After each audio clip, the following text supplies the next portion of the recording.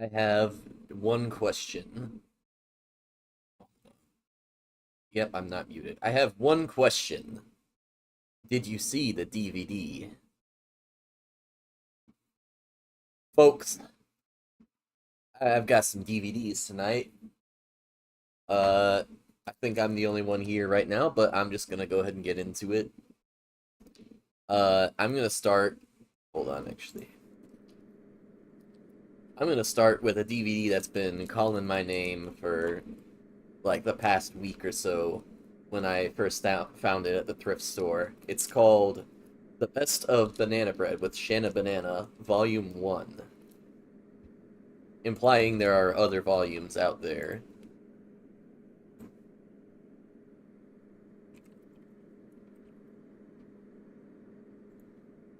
So, let me get into this. It's still in the plastic wrap.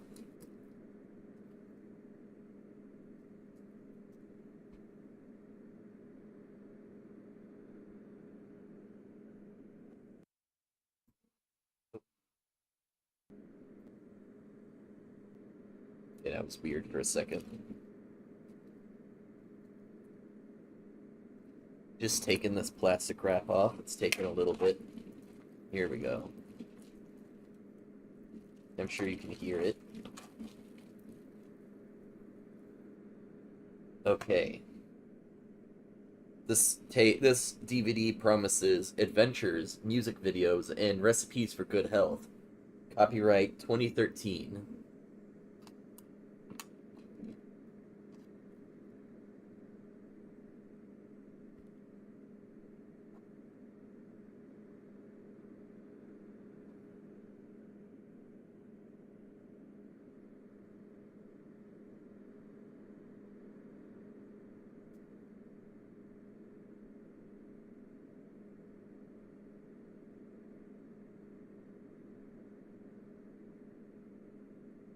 Okay. My cheap oh, here we go. Look at that. That is a beautiful title screen. Wow.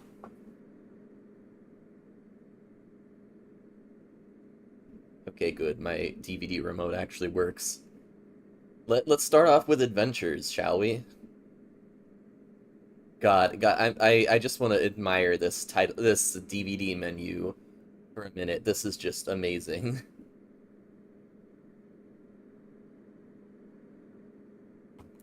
Also,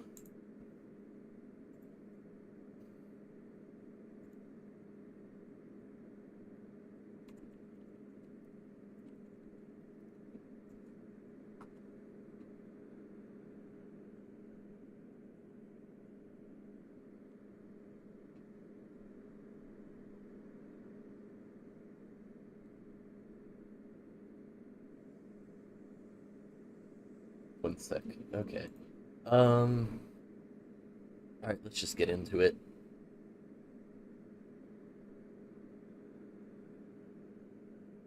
Okay, I pressed enter. Is it okay. Oh my god. Okay, don't talk to strangers. To your good health. Let's go to the next one. Good lord. Okay, birthday. Happy birthday, plates and spoons. Green is the color, yes or no? How many of these are there? I mean, it does promise over 2 hours of educational fun. Okay.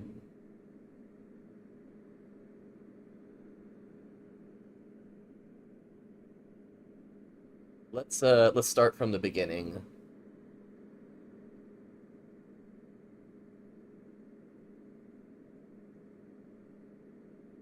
Happy birthday. Wait. No, shoot, I didn't want to do music videos. Hold on. Invalid key. Oh no. Okay, so I see. There's only two adventures and then there's like a bunch of music videos. Um, uh-oh.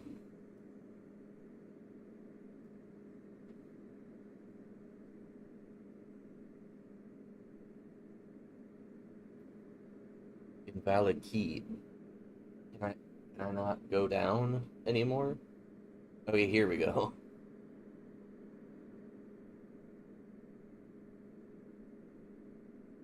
Okay, let's do this adventure.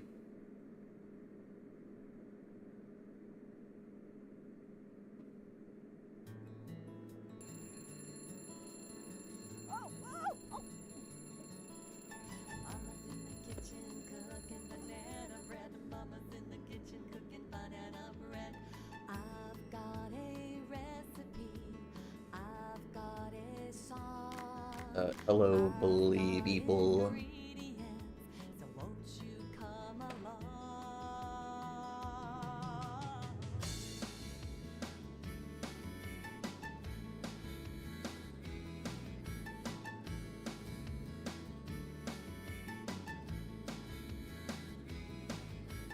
Where? Where's the bear? Where's the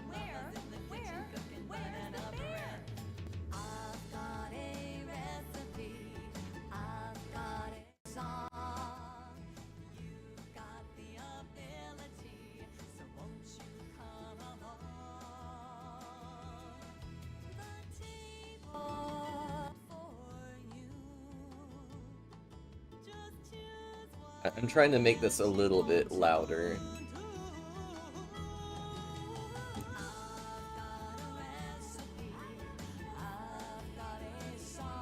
I wonder, are there subtitles built into this? No, invalid key.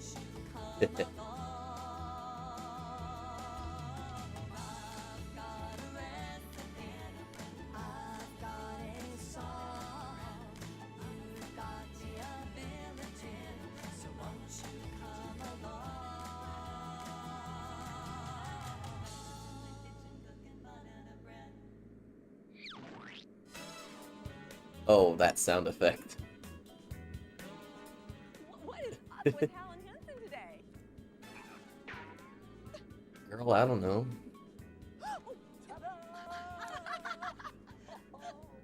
Hal, are you okay? I've got too much energy. Shanna Banana, can we please go to the playground today? Yay!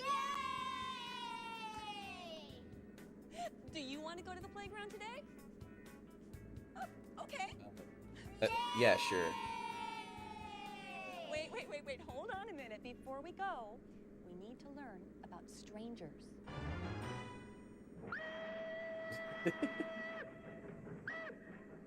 Stranger. Stranger. Extraños. Yo semana, l'étranger. Stranger recipe. Flour. Identify. Stranger Sugar. recipe. Secret password. Eggs. You Run can away. cook strangers? Oil. Yell. Mashed bananas. Tell. I don't talk to strangers. I'm never going to get into a stranger's car.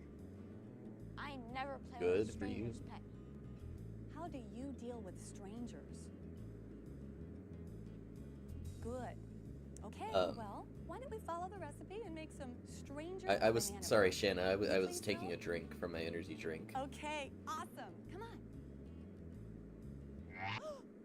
Stop! Oh Whoa, gosh, we jump forgot scare. to wash. Clean hands are part of our healthy lives. So come on, everybody, do the hand wash drive. Lap, lap, lap, clap, clap, clap. I mean, she Turn on the is water pretty and good at rinse, singing. rinse, rinse. Turn off the water and soap, soap, soap. I Turn know on the water and some people wash, who wash, would wash. find this very Turn off cute. the water and shake, shake, shake and dry, dry, dry, dry, dry. Do the hand wash jive.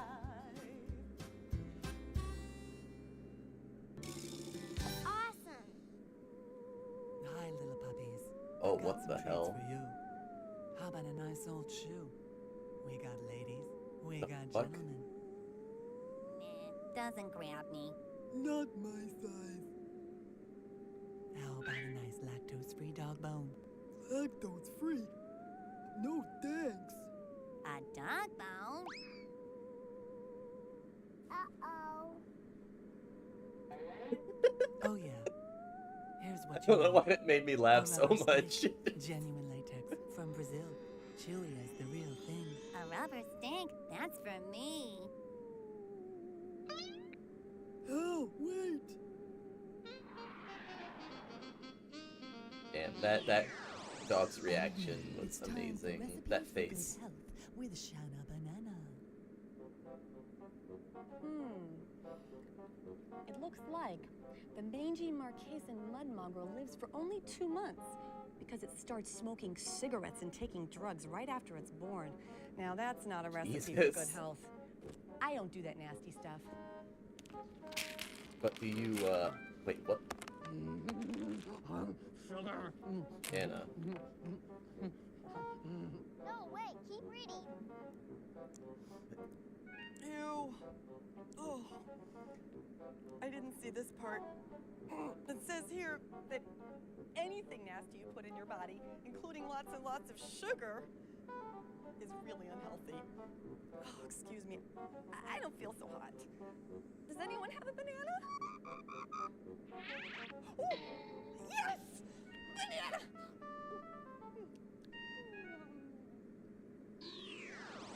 And that was recipes for good health with Shana Banana.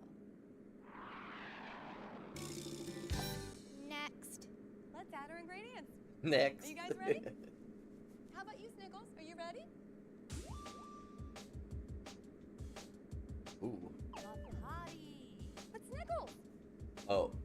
don't you want to No. hold it? Shouldn't he hold it? No! So what you're saying, Snickles, is you gotta go now? Wow, he sure does. Look at him go. Never, never, never wait to go to the potty. You gotta go and get it out of your body. The water goes in, the water goes out. It cleans out your body and it makes me want to shout, yeah! I said, Why yeah! does that make you want to shout? I said, yeah!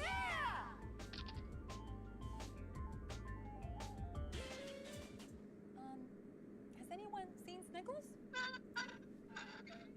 Huh. Where's the bear? Where's the bear? Where's the bear? Where's the bear? Where's the bear? Where's the bear? Where's the bear? All right. Snickles made it back just in time to add the first ingredient. Yeah. Hey, Snickles, did you wash your hands? Great. Okay, let's get started. Flower, identify. What's that mean? It means figuring out if a stranger might be okay or not. You mean some strangers are okay? Well, let's find out.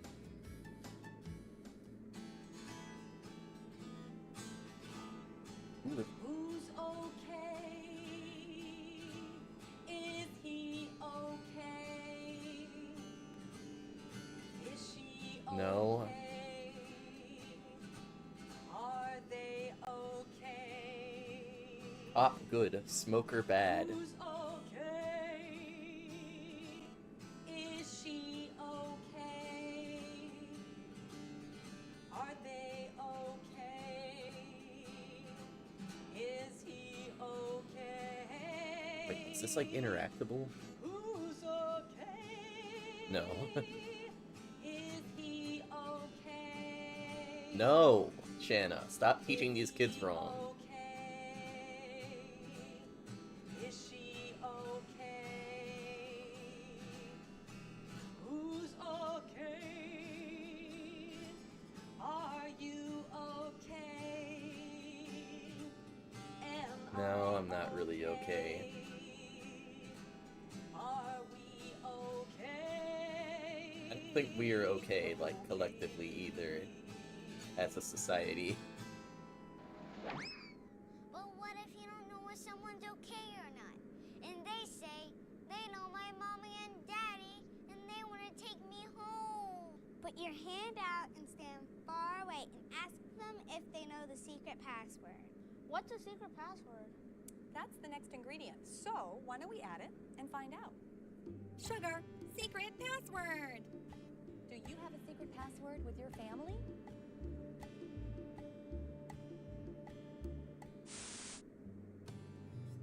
Three, four.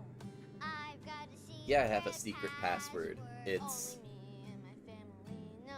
secret password 123. They told it to you if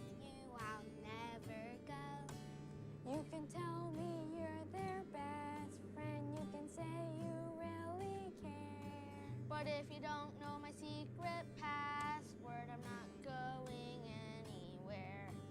But what is a secret password? Is it a very serious word? No? Or can it be a super silly phrase like boogie woogie tuna bird? Hello, Illobalord. Can it be silly head?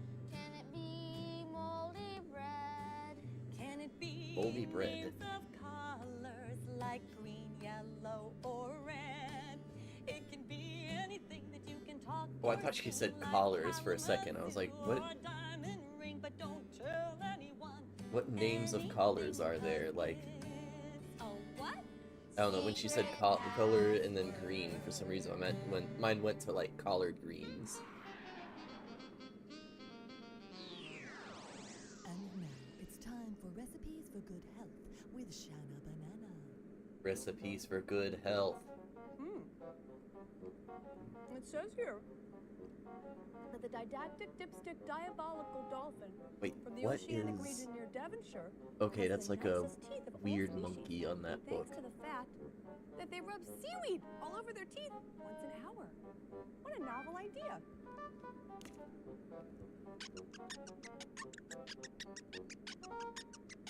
Keep reading. This can't be right. Let me check the book again. Oh, yikes! I see that people are supposed to use a toothbrush twice a day, not seaweed. Oops. Is there a producer or somebody around? I need like makeup or something for my teeth. And that was recipes for good health with Shana Banana. Freaky. All right, Freaky. doggy boy, here's your rubber steak. Oh, I yeah, got some this latex hand chicken, over the some fence plastic actually pork does kind of chops, freak and me some out a little imported bit. ducks from Chinatown. Okay, here I come. Oh, does she know the secret password? I'm your mommy's friend. She asked me to come and pick you up. Oh, yeah? What's the secret password? The what? If you're my mommy's friend, she should have told you the secret password. Oh yeah, sure. I just forgot it. Hurry. What's the next ingredient? How about more I don't know why it kills me whenever Yeah. it kills me whenever one of these green screen kids just pops up and like yells Yeah. something for If some the stranger reason. doesn't know the password, run away. Fast! Meow. What was that? Come on, guys. Let's investigate. Oh my god. Please back up, Shanna.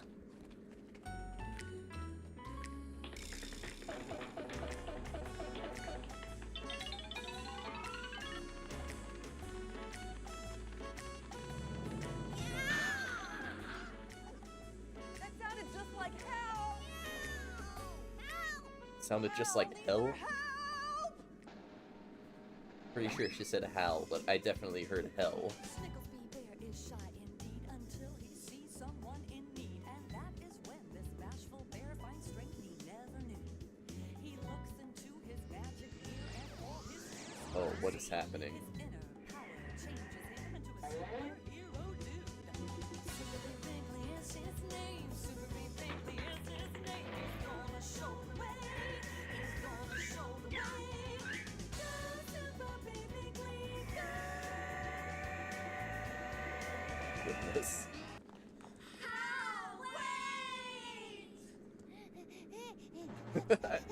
The green screen running is amazing. Multi-flavored banana berry communicator. Bananalyzer? Please identify. Okay, I kind of want the bananalyzer, I'm not gonna lie. Pattern is a zigzag, appropriate for escaping from a dangerous stranger. Displaying overhead graphic. Oh no, another stranger? Hurry, everyone. We've got to find the dogs.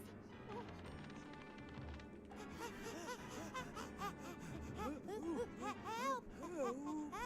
Help!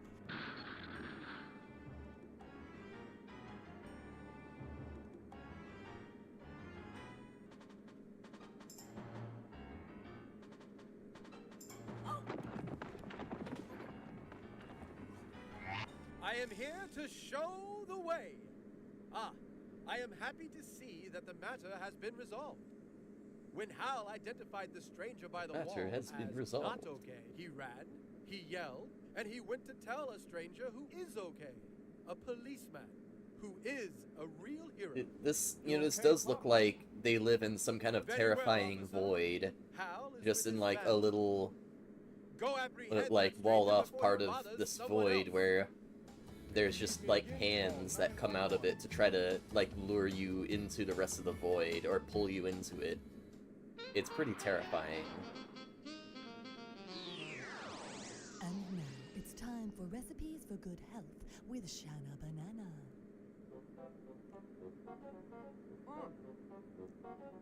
Fascinating. It says here that to make your muscles and bones stronger, you should drink lots of milk, eat spinach and bananas, and lift things that weigh a lot. Oh, and look at this. It says that the Andalusian apple-bearing ant can carry objects over 100 times its size? Sheesh, if a little ant can carry something that big, then by golly, so can I. Just watch me. Okay, Shanna. Let's see what you got. No, wait, keep Keep That reading. didn't feel so good. Let me check the book. Oops. It says here that only ants can carry that much weight. It appears that people should lift light weights to build their bones and muscles and not kill their backs. Ouch! Ugh. And that was recipes for good health with Shana Banana. Next. Hal, Next. I am so proud of you. You did the very last two ingredients. You did. You yelled for help, and then you went to tell a policeman. Good boy. Oil. Yo! Mashed bananas. Towel. We forgot to mix these ingredients up. Will you please help us? Put your hands in the air. Put your hands on your hips. It's a bit quiet. I'm trying to figure out how to make it a bit louder. Hands on your lips. Now grab your bowl, grab your spoon, mix it all up till the mixing tune. Mix. Everybody now mix. Mix all together now mix. Mix. Everybody now mix.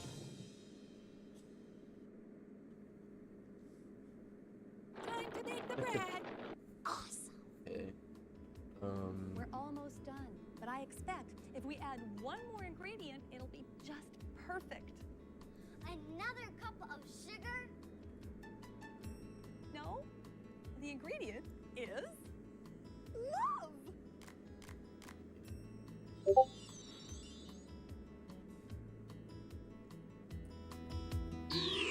I'll put it in the Okay. Is that multi-flavored better? banana Not bread too oven. loud? Thank you.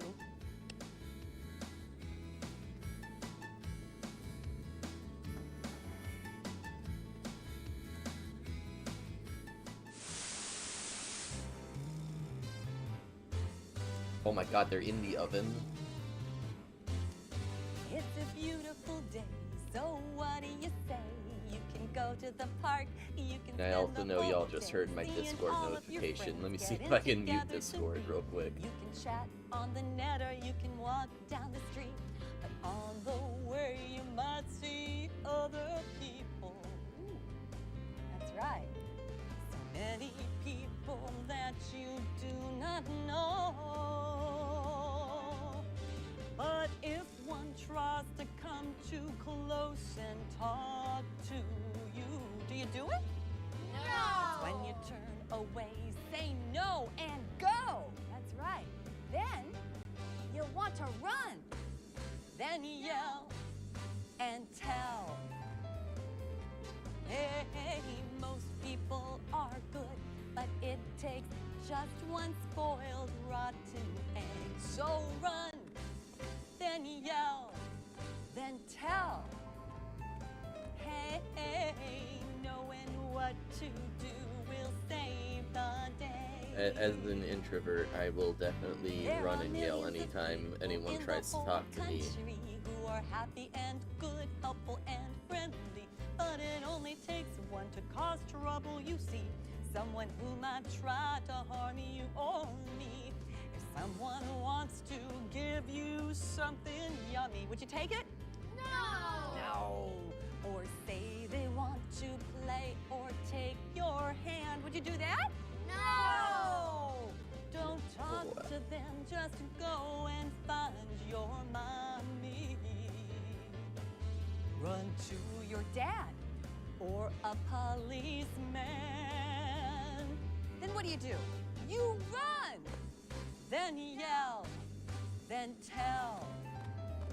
Hey, hey, hey, most people are good, but it takes just one spoiled, rotten egg. So run, then yell, then tell. Hey, hey, hey, knowing what to do will save the day. Everyone you don't know is a stranger. And strangers are everywhere you go. Well, don't be scared, but just watch out for danger. There are just a few things that you should know. Let's all do it together. You're gonna run, then yell, then tell. Good job. Hey, hey, hey, most people are good, but it takes just one spoiled, rotten egg. So run, then yell, then tell. Hey, hey, hey, knowing what to do will save the day. Hey, hey. Let's play! Hooray! What if an egg walks up to me and tries to take my hand? And now it's time for recipes for good health with Shana Banana. Right.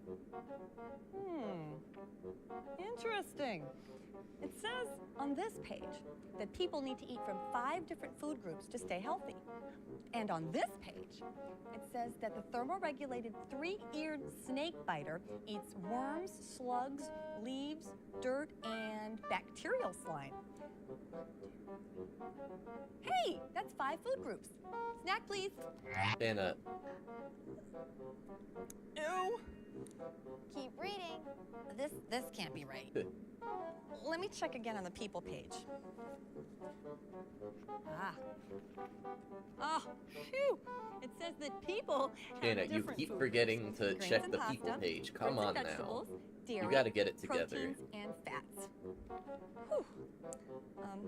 Anyone know where to find a thermoregulated 3-eared snake biter? I have his lunch. And that was recipes for good health with Shana Banana. Banana bread ready. Yum.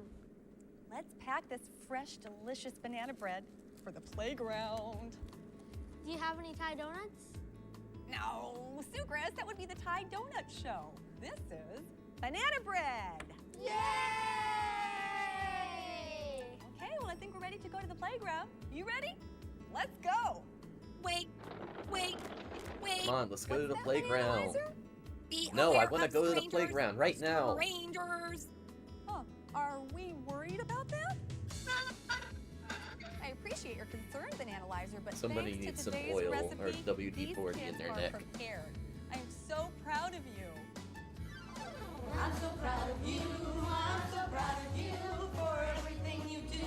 I'm so proud of you. I'm so proud of you. I'm so proud of you. Well, for thank you. everything you do. I'm so proud of you. Yeah. Woo. Bye, everyone. Go bananas! Wait, we don't get to go to the playground with them? Should we be sad? No. What the fuck? Well, it's time to say goodbye. Time for us to run. Time for great big hugs. Because you're so much fun. But instead of just a wave as you walk outside the door, why not say goodbye like you never have before? It's time for a silly chicken wing. Goodbye. Silly. Bye. Silly. I'm doing it right now. Silliest goodbye that you've got. Can you say goodbye with your feet? Let's see ya. Bye. Bye. Say goodbye with your shoulders. I'm sitting in a way that I can't really do that at the moment. Well, it's time to But I can do the goodbye. shoulder wave. Time for us to run. Time for great big hugs. Do the Because Mario. you're so much fun, but instead of just a wave as you walk out the door, why not say goodbye like you never have before, cowboys and cowgirls? Silly, silly yeehaw, Cows. goodbye. Silly, And silly cows. yeehaw, goodbye. Silly, silly yeehaw, And goodbye. cow Silliest non-binary goodbye that you've pals. got. Can you make up a silly goodbye for me? Let me see something crazy. Silly, bye, bye. Well, you can say goodbye like a monkey in a tree. Bye bye. You can say goodbye like a buzzing bumblebee. Bye. You can say goodbye like a circus clown. Oh boy, y'all. Boy. You can say goodbye when you're upside down. Let's go. Bye. This is. All right, now come I up don't really. and up. And I'm up. tired, so I Real don't have good time commentary. for But like, silly. this is already. Silly goodbye. There's no commentary for this, Silly even if I wasn't goodbye. tired. Silly goodbye. Silliest goodbye that you've got. The silliest, craziest, wackiest, goofiest, banana breadiest. You are the bestiest. Thanks for being with us today, yes? Silliest goodbye that you've got. Big kiss, everybody. Here we go. Mwah! Bye. Mwah.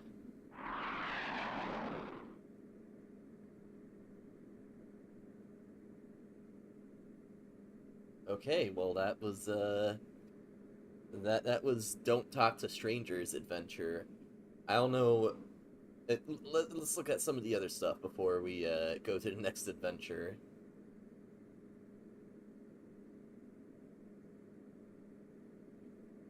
Okay, music videos.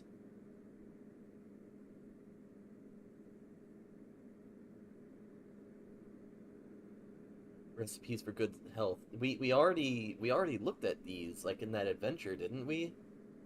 Yeah, all of these were in that, I think, except maybe healthy sleep.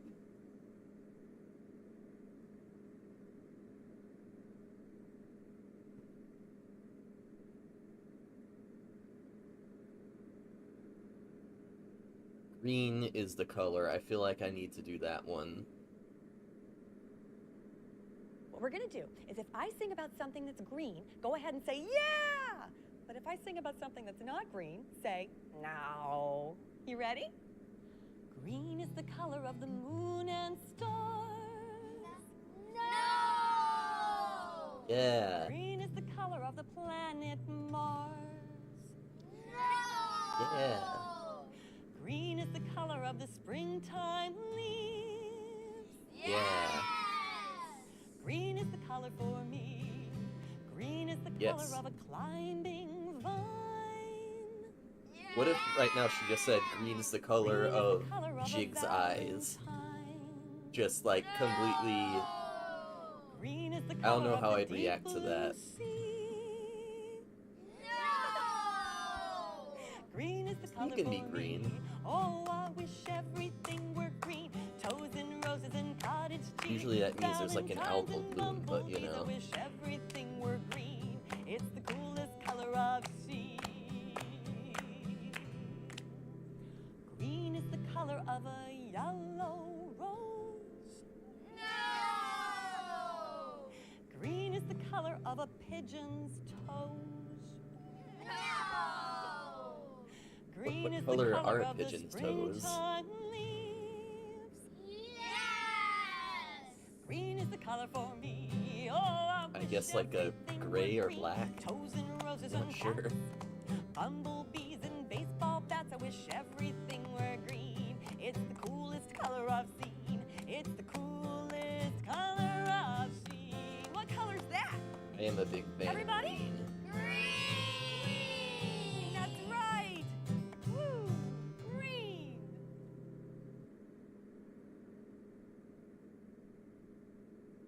Okay. What a. I do want to see what the happy birthday is gonna be like. I mean, this was made after, you know, like long after Happy Birthday became the Happy Birthday song became public domain. So I wonder what their take on it's gonna be. Gee, what's going on here? Is it a party? Like this is not as old as a lot of the stuff I typically look at, It's Henson's birthday. but it certainly I has some forgot to get him a its present. own energy. Ha ha. Shanna Banana's pretending she doesn't know it's my birthday. Ha ha ha. She is so funny. Ha ha. Okay, here's the deal. Today is Henson's birthday, but we're going to surprise him, so play along, okay? Of course, one of the puppets is named Henson. I hope she's pretending. What if she really did forget? Oh, I know. It's your birthday. Happy it's not. birthday! Well, thanks, but no. Shanna, no, don't make me a year older already. Don't do this to me. What kind of powers do you have, Shanna?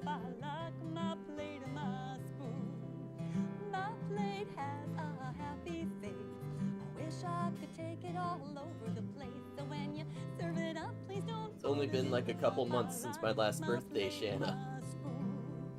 Plates and spoons, plates and spoons. That's Plates and the name of spoons. this here tune. Plates and spoons, plates and spoons.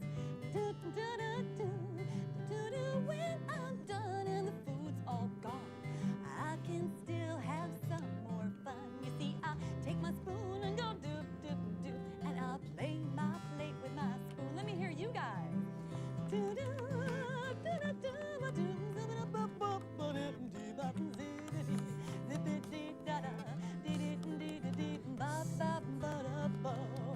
I said the plates and spoons, plates and spoons. That's the name of Yeah, the plates and Plates spoons. and spoons, plates and spoons. Do do do do do do do do do do do do do.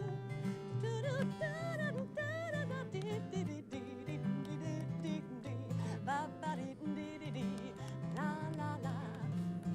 Yes, I play my plate with my spoon. Yeah, play those Play your plates. plate with your spoon? Ooh.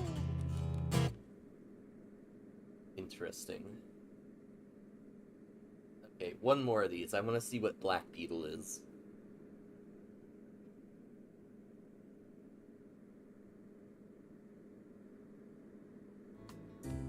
This is a story about a little black beetle who lived in a big tree with his mom. The black beetle was a very sad beetle. You know why? Why? There was a big bully beetle named Boris who used to tease Black Beetle all the time because he Named was just a Boris? plain beetle and he didn't have colors and Boris? stripes like the other beetles did. Oh, Black Beetle felt so bad. His mom wanted to make him feel better though, so she used to sing him a song. You want to know how it goes? Come on, why don't you sing it with me? Black Beetle, what you doing feeling so blue? Black Beetle, I wouldn't be sad if I were One's kinda you. catchy. Because it doesn't matter if you're black or brown, or if you have colors all around. What matters is that you're beautiful, just the way that you are. And Black Beetle said, oh, Mom, I know you're trying to make me feel better, but you don't have Boris, the big bully beetle, teasing you all the time because you're just a Boris, plain beetle, okay. and you don't have colors and stripes like the other beetles do, and I don't want to go out and play. I don't want to go. Well, about that time, his best friend came over, and her name was Brenda. And she said, come on, Black Beetle, let's go out and play. And Black Beetle said, I don't want to go out and play. So you know what Brenda said? Same thing as Mom did. Black Beetle, what you doing feeling so blue? Boom, boom, Black Beetle, I wouldn't be sad if I were you. Because it doesn't matter if you're black or brown, or if you have colors all around. What matters is that you're beautiful, just the way that you are. And so Black Beetle thought about it, and he thought about it, and he thought, and he said, okay. And he decided to go out and play, and he had a really good time, too, because Brenda was there, and all his friends were there. Until, can you guess who showed up? Who? That's Joe right. Who Biden. showed up?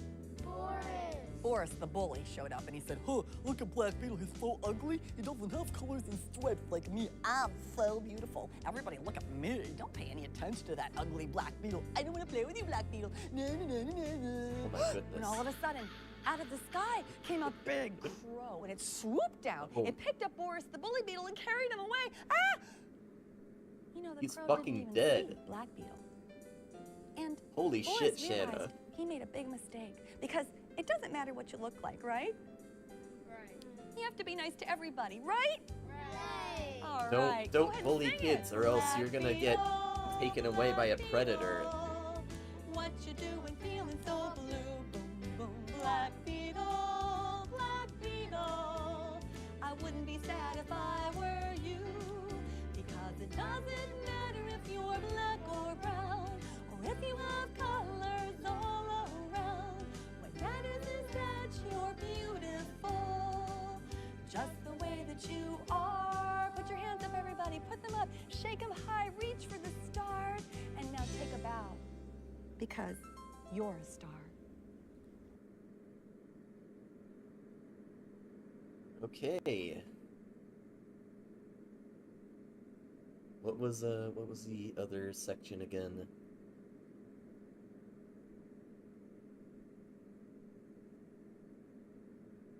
Yeah, I realized after I said it, that sounded a lot worse than how I meant it. But I mean, like, literally, don't bully other people, or else you're going to be eaten by a monster. How about that?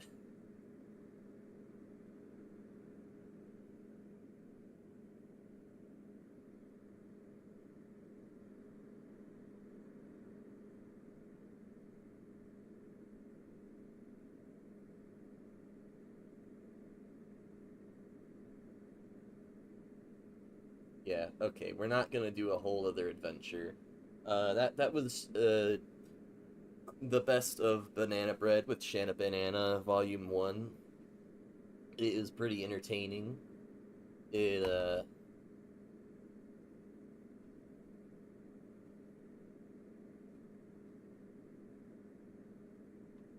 I liked the messages of it overall, aside from teaching kids that cops are to be trusted, and also instilling the fear of giant animals into children.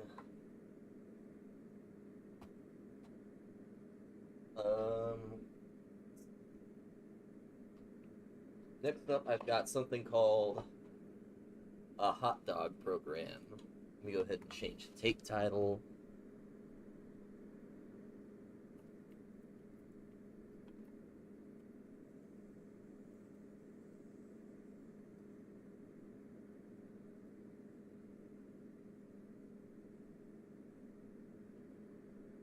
This is the tagline of this DVD is the DVD with extra toppings.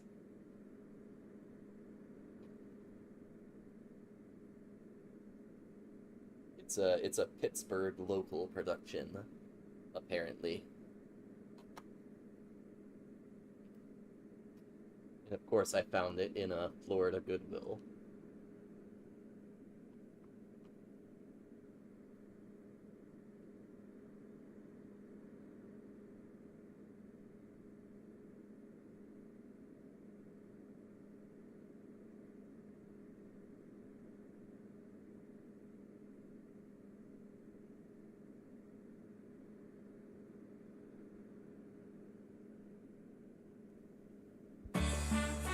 Oh god, what?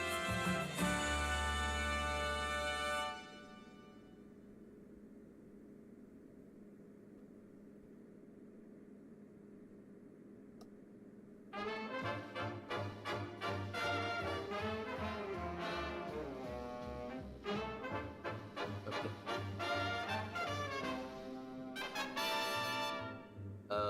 How many chapters are there on here? Does it, I wonder if it tells me the runtime. Approximately 60 minutes. We're not watching the full 60 minutes.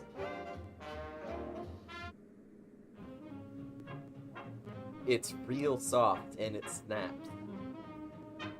Wow, what a title for the first thing. I eat them naked.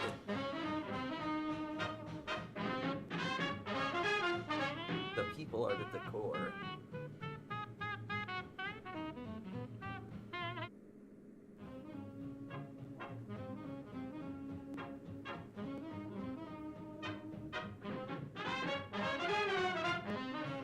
Let's go back to the main menu.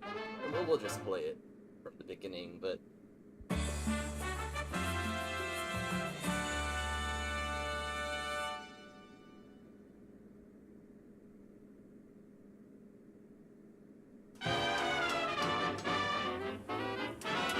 Hot dogs. Everybody knows hot dogs are little sausages served in buns. They're one of the great American foods. Everybody loves a hot dog, a good hot dog. I can even eat them for breakfast. It's an American tradition. You get them at ballparks. Hey, hot dogs! You can just grab them and just go. You can eat with your hands, you know, you can get messy. There's no rules to the game, you know. It's like, One of the best things about hot dog Guy just shops goes, "Arr, is they've arr." not become standardized and franchised across the country. They're still small and regional and unique. So get ready. We're going to check out a few. From Macon, Georgia, to Chicago, Illinois, to Anchorage, Alaska. We'll sample dogs topped with all kinds of stuff. I myself, I like it just like this. Make it. They're good. They're good. You can't beat the chili dog. Sauerkraut or just hell yeah, chili dog. I think most Americans grew up on hot dogs. Eat an apple a day. I mean, it should be a hot dog a day. I think a hot dog is I best don't enjoyed think you alone. should eat a hot Look dog how a good day. those look. 41 years old. What do you have? He's eaten. This man has eaten a hot dog a day and has never seen We're a going to doctor. celebrate He's hot the most dogs powerful and the people who man love on them, the planet. even though some folks have slight reservations. Nobody can identify anything they put in these things. I wouldn't say they're bad for people. I would say everything in moderation. Upton Sinclair, the jungle, 5 days a week, that's fine. That's moderate. Not like that crunching sound. My chances. We're going to call this a hot dog program. And we apologize in advance if we don't get to your favorite stand. You know, you steam the bun, you steam the dog, and it's real soft, and it snaps with some chili. That's living. A hot dog program is made possible by the Corporation for Public Broadcasting and by annual financial support from viewers like you.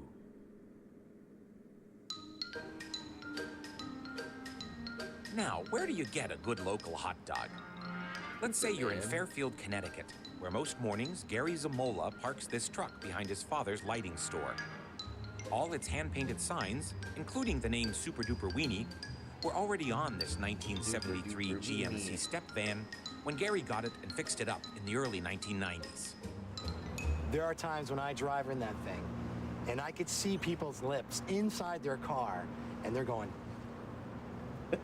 and I'll stick my head out and say, you know what? It's funny, but you said it. You know, how can you deny? I read your lips. I said it's a great hot dog. How can you beat that? If the truck is in its regular spot, Gary's assistant, Mike Yancic, says you want to take exit 24 off I-95. People get off the highway right over there, and there's a truck facing them with a big hot dog on the side. Wonder and if they've been if this driving all man day is and they're still hungry, in this it kind of sparks off them, this gets them, like, specific imagination going, and they interstate think about it and exit pull over. selling hot dogs. They won't be disappointed. Gary studied at the Culinary Institute of America in Hyde Park, New York, and takes pride in his 2 homemade relishes and his so-called killer dogs, with names like the New Yorker and the Chicagoan and the New Englander. It's kraut, bacon, caraway, the sweet relish. That's how the New Englander started. It was just your basic dog with the works. The dogs here are extraordinary, and the French fries are legendary. What do you want to add? 2 French fry, 1 iced tea, one dog. Everything's all like hand cooked. Very good stuff. Very good stuff. And the fries are the best. They're awesome. I love my fries. You know, and a killer dog, and it looks like really good. I get off on it, and I get off on the feedback that I get. Excuse So me? good, my wife was in labor in the hospital with our second child. That's too much Left the information, hospital, sir. come down to have a hot dog, and go back to the hospital to have the baby. This tiny little truck is serving hot dogs, what I consider 4-star hot dogs. You go on your lunch break, you want to be relaxed. This is the, it's nice to relax. I'm sure there's traffic going by, but He's got a great hot dog stand personality. He's a great chef, not because he's my brother, but he's very good at what he does. Gary will do just about anything for his customers, but there is one thing he won't sell. So many people come up to that truck, and they'll order the whole damn thing. The most loaded dogs you can get, New England or whatever they order. Order of fries, and then I hear diet soda, and the hair on the back of my neck goes up. Diet soda is non-conducive to the times of the truck. Diet doesn't exist here. You are here to splurge, you're here to relax, enjoy. Man, it's supposed to be like a, 40s, 50s lunch wagon, and diet soda didn't exist. Well, Gary's dream has always been to open a diner. This man, a great diner with food prepared with all that's the the love problem and with conviction anybody that he who, puts into his super-duper weenies. Passion is the I key mean, to I this had thing. to drink If diet you don't dig soda what you're as a doing, you're kid dead. because I had an allergy to corn syrup. I love working here, and I love the super You know, duper the weenie. diet sodas And I had could be like happier, right? Most people are miserable at their instead of corn jobs. syrup. So, I dig it. I totally dig it. You know, a love of the So I crazy guess work I involved wouldn't really have helps, been able to go to even that at a big stand hot as a dog kid. They would have stand, told me to like in Atlanta, just Georgia, toughen at the up. Varsity. What do you have? What do you have? Suck it up, What's money kid. in your hand and yard on your mind? What do you have? What do you have? What do you have? The Varsity is an Atlanta landmark, founded in 1928 by the late Frank Gordy, who dropped out of nearby Georgia Tech. He made the Varsity famous for excellent hot dogs and unbeatable curb service. Big crowds on football weekends.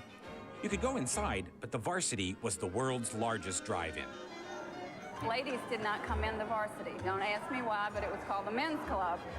And if you brought a date, you were outside, or if you were with your family, you had curb service. Nancy Sims, who is Frank Gordy's daughter, now owns and runs the place, where hot dogs with some southern variations are put together and sold at an incredible pace. The hot dog is just boiled. We have special design steamers to keep our buns nice and light and fluffy, but not soggy. You can get a dog here topped with I specially never made knew pimento that, cheese. that And like most steaming hot dog dog places in the buns South, was a the Varsity's got a superb common slaw practice. dog. This place's sales rate is phenomenal. It's around 17,000 hot dogs a day. Georgia Tech football games, big concerts, we can serve up to 50,000. And more Coke than any single location in the world. You can order at the counter or stay in your car because they've still got drive-in curb service. Either way, things move fast. And when you get to the front of the line, you better know what you want on your dog. How do I eat them? If you don't know what I you eat them want, naked. I eat them oh, get yellow. the fuck out. I eat two when I get here, And I eat them chili cheese slaw. two when I go on break, and one when I go home. And I eat slaw. I eat them every way. I love them. They are so good. They are. I love a yellow dog for breakfast, though. That's good. Employees often stay here for decades, and the counter people all chant the signature question. What do you have? Anybody want a place in order? Hi, sir. What do you have? Some of the veteran cashiers are the best. Come on, let's go down so we can get her. Down at one end of the 50-yard-long counter, Irby Walker is in charge of the express line, and he often chants much of the menu. This is Irby. Sing the menu for him, Irby. Sing the menu for him, Irby. What do you have? What do you have? What do you have? Have your money in your hand, all in your mind. Well, I can get you to the ball game on time. What kind of drink you want? Well, we got cocoa orange, frosted orange, sweet milk buttermilk, slit bud, Miller's pepper, black and white coffee, crab, stroll, light and good, no beer. What do you have? What do you have? Have your money in your hand, your order I'm in your really mind, sorry, where I can sir, get but you I to could the not game on understand time. most of What that. do you have? Yeah, what I'm talking about. What do you have? What do you have? What do you have? What do you have? What do you have? What do you have? What do you have? What do you have? There's three words you got to learn. What do you have? What do you have? And just keep practicing over and over. It took me 10 years to get a job. I went home every night saying, what do you have? What do you have? It doesn't matter what you have at the Varsity when you've got a true counterculture and crazy cashiers. They make this big Counterculture. Atlanta hot dog stand unforgettable. And various factors can do that, including a little creative architecture. If you drive out of Denver, Colorado toward the Pike National Forest, in Aspen Park, you have to stop at the Coney Island. We drive by it going back and forth 285, and the 20-foot hot dog's hard to miss. 20-foot hot dog. Just rode by and saw the building and said, wow, let's stop in for a hot dog. You gotta love a building that looks like a giant hot dog. If you put in the secret password, It's when you 33 go up tons to of the concrete in counter, the they'll shape of give an you a enormous 20-foot wiener hot in a dog. bun, topped with mustard and a mountain of relish. It was moved here in 1968 from Denver. Karen Bott, whose mother owns the Coney Island, often works inside the giant weenie. Every once in a while, you'll see somebody come in with this look on their face, and then you can remember what it felt like when you first came in, the big hot dog. It just feels unique, like you're in some little fun house. The building is understandably long and narrow, and the perpetual line lets you know that the food must be good. Regular, jumbo, foot-long hot dogs. Look, had one, a jumbo. Excellent hot dog. Ketchup, mustard, relish onions. We have sauerkraut. Was a sauerkraut kind of a day? Chips and hot dogs. Chili, cheese. Mouth is watering, isn't it? It tastes good. I find everybody loves hot dogs that come in here. Even the vegetarians, I think, sometimes have a hard time resisting, or so it seems.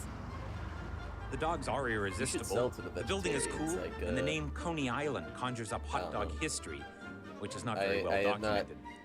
We know the sausages came to I'm America not really with a big immigrants. hot dog fan, Frankfurters so I from haven't really Frankfurt, experimented Wieners with, or Wienerwursts from Vienna. Trying to find like a good Now, it may have been at the vegetarian hot dog 1893 substitute. Chicago World's Columbian Exposition that someone first put the sausage in a Wonder if we roll, could make like although some say it was a at the St. Louis cylindrical, Exposition of 1904. like thing of paneer. That would Still be others good. say Franks were first put in buns on Coney Island in Brooklyn, New York, perhaps as early as the 1870s, by a seaside vendor named Charles Feltman. He later had a restaurant, and one of his employees, Nathan Handworker, quit in 1916 to open his own stand, Nathan's. By then, lots of folks called the sausages hot dogs, but where that term came from is uncertain too. A newspaper cartoonist named Tad Dorgan helped make it part of the American language by putting hot dogs in his widely read cartoons in the early 1900s. Dorgan poked fun at a concessionaire named Harry Stevens, who often sold food at various arenas, including at the old Polo Grounds, where Stevens is sometimes credited with coining the term Red Hots. Who knows? There's just a long tradition of sausages sold by vendors at sporting events, especially baseball games. There would be no game if you didn't have hot dogs. You gotta have hot dogs. our tickets away. Baseball and hot dogs go together. Hot dogs! Hey, hot dogs! Hot dogs here! In Cleveland, Ohio, at Jacobs Field on a hot June night, Hot dogs! Stinky Cleve. Hey, hot dogs! Jason Earnhardt sells hot dogs wrapped in foil. Tonight, I'll probably sell between 360 and 400 hot dogs. So it's a good night. Hey, hot dogs! Hot dogs! How many? 3, please. Here in Cleveland, you get local mustard with the dog. It's not good plain. It's better with that mustard. This is called Bertman's Ballpark. It's custom blended. It's very special. It's better than the regular yellow stuff. As I tell people, it's got a little Jewish mother in it. Pat Bertman Mazo now takes care of the mustard business that her father started back in the 1930s. And it used to be said, the Indians stink, but the mustard is great. Well, the Indians don't stink, and the mustard's still the same, but the Indians have caught up with us. In fact, I think they may have surpassed us a little bit. Bertman's is a brown mustard with an award-winning taste. Everybody says, oh, it's got a wonderful taste of horseradish, but it has no horseradish in it. All I have to do is find the mustard and I'm in good shape. The thing about mustard is that This man doesn't even it's a need a hot fun dog. product. We'll just Ballpark mustard makes just give him a cup of mustard. What do you He's think good. of when you think of mustard? I was enjoying this hot dog, and I missed Mark McGuire's home run. Think of hot dog, you think of baseball games, amusement parks, fun. Hey, hot dogs! Yes, the hot dog business can be fun, but sometimes it's work. In the middle of the night in New York City, attorney Stephen Shaw is working on his website. Oh, He hold on, let's see reviews this local website. restaurants, fancy and not so fancy. I love hot dogs. Oh yeah, look I at think that. they are one of the ultimate foods. And I think that you can't explain its popularity any other way. You can't explain the popularity when of are they going to sausages talk about the world shepherd's over, pie and that dogs? they are activating Famous more taste treat of buds the per Midwest. square inch than almost any other kind of foods. Stephen suggested we walk to the corner of 86th and 3rd to Papaya King. This is beautiful. I give it 4 stars. It's very well balanced. It's very harmonious. It's a temple of hot dogs. In some places, like here, the food is the decor and the people. I mean, that's one of the things about any restaurant in New York. The people are the decor also, and you can't beat this crowd. Papaya King began in the 1930s as an open-air tropical fruit juice counter. A Greek immigrant named Konstantin, or Gus, Poulos, had stores in other parts of the country, but this one in Manhattan, in what was then a predominantly German neighborhood, may have been where Frankfurters came onto the menu around 1940. Gus's son, Peter Poulos, is the president of the company now. It was in 1972 that my father decided to make a special Frankfurter, our own blend that nobody could have. So it's a combo of the quality of the meat, the casing, the spices, the smoking. Then we toast the roll. We have our own blend of mustard. So you put all these together, and they make one hell of a good Frankfurter. Well, whatever they do, it works. And for $1.25, you get an all-beef dog that delights even a highly discriminating palate. The casing offers just the right amount of resistance. You gotta kind of bite into it a little bit, and then bang, you're in there with the hot dog. It's a very, very good hot dog. And then you gotta cut that with a little papaya. It's a perfect combination. Still, papaya drink with hot dogs sounds weird to everybody but New Yorkers. It doesn't But sound I guess that that weird. is the ultimate infusion cuisine, the hot dog with the papaya. I eat a lot of... Well, there are lots of places to get hot dogs in New York. Steven says the boiled dogs and push carts aren't that good. My favorite hot dogs are Gray's papaya. For 2 reasons. One, I think the hot dog is excellent, and everything about it, the hot dog, the bun, their choice of mustard, their sauerkraut, the temperature they keep their sauerkraut at, everything about it is just right. New Yorkers. But also, the hot dogs are 50 cents. And I can't get past that when evaluating the difference between Gray's papaya I bet they're and all not the 50 competition. cents anymore. It's hard to altogether. It's hard to run. I think the cost has a lot to do with it, yeah, absolutely. I mean, there's not very much you can get for 50 cents in New York, you know. Nicholas Gray started Gray's Papaya in the early 1970s in imitation of Papaya King. He deals in volume. Gray's Papaya seems I to sell still about exist. 11,000 a day between the 2 stores, just over 4 million a year. And they're just good here, I guess, because they've been cooking for a long time, and you can't beat $1 for lunch. I bring my dates here every now and then. They get a little upset, but hey, it's good hot dog. Sauerkraut makes the hot dog. I can't have it Oh my without. god, they have something called the recession special, which is You have a good 2 bun, drinks too. and a medium taco drink. We go for everything $7.50. Just enjoy it. I really do. I'm a hot dog freak. How much I'm is not a an single hot dog? authority, A single hot but they're dog very good. is Once in a while, I feel $3.25. That's pretty good for now, I guess. inextricably drawn. It's almost a sinister. As soon as I gather enough money, I come back here and I get more hot dogs. Woo! Very good. A little hot. Very good. Pretty good. Even so, for a good dog, many New Yorkers will still send you out to Coney Island, to the original Nathan's Famous. They sell 130 different foods All now, right. even fresh I'm about clams. ready to now But check Nathan's out the president, extras, Wayne I think. Norbitz, says, Maybe there's some more interesting stuff in there, but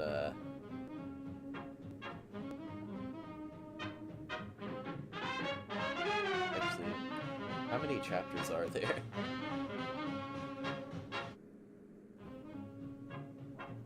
You go dog, the fun dog. Spicy and full of adult taste.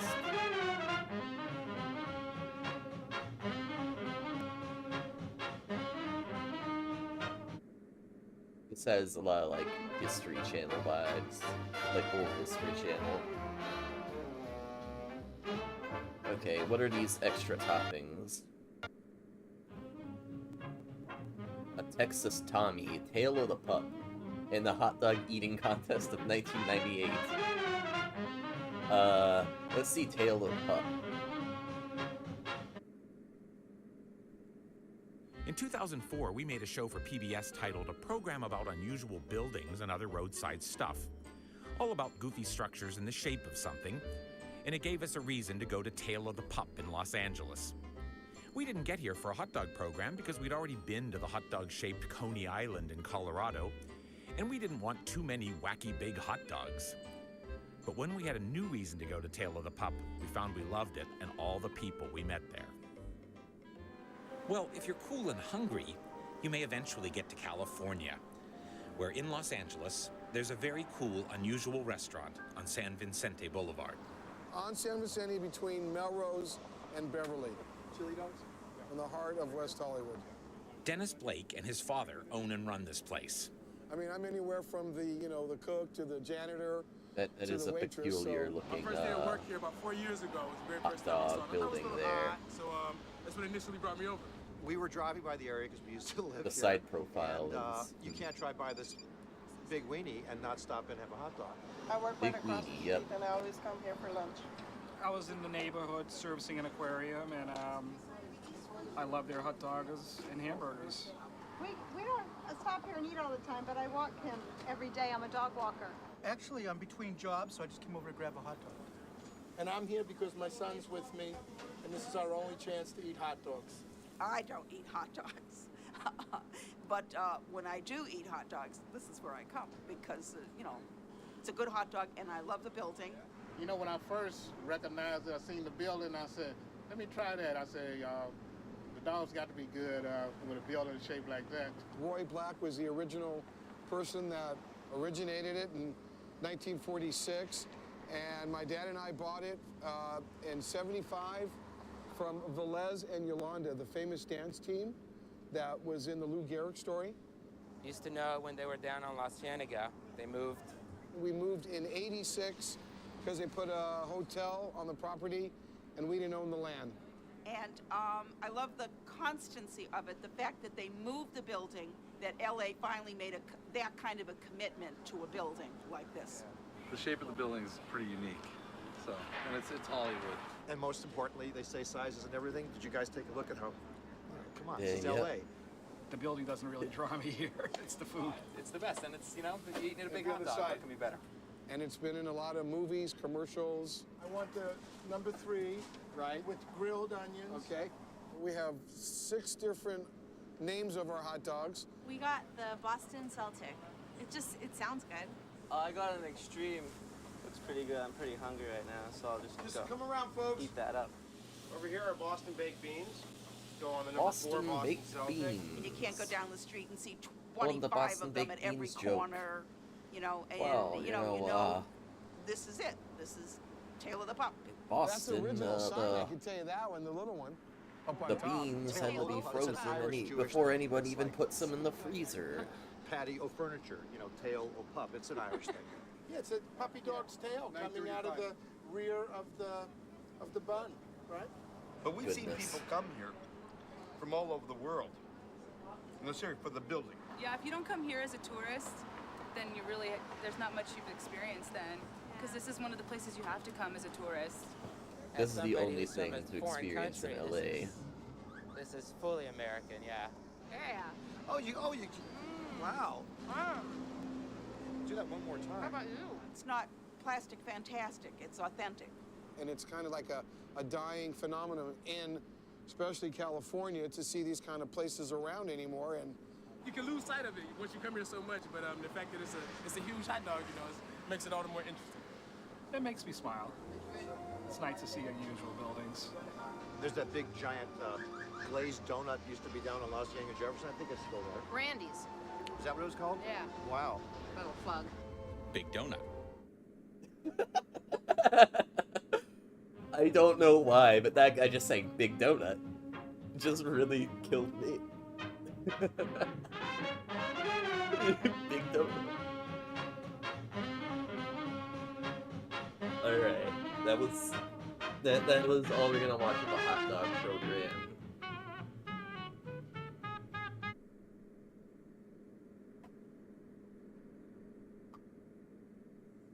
hold on, let me put on my tape DVD screensaver while I am transitioning.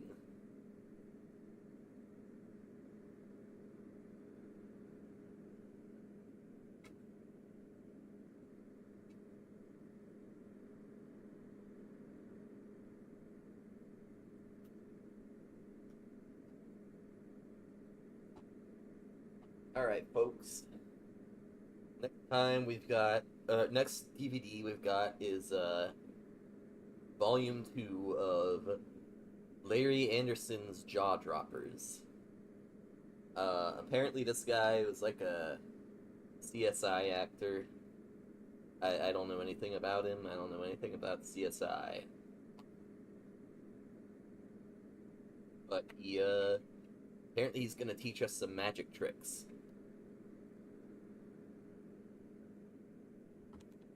And the graphic design of...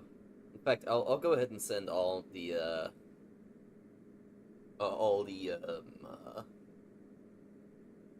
DVD case designs to the Discord later, because they're all pretty good.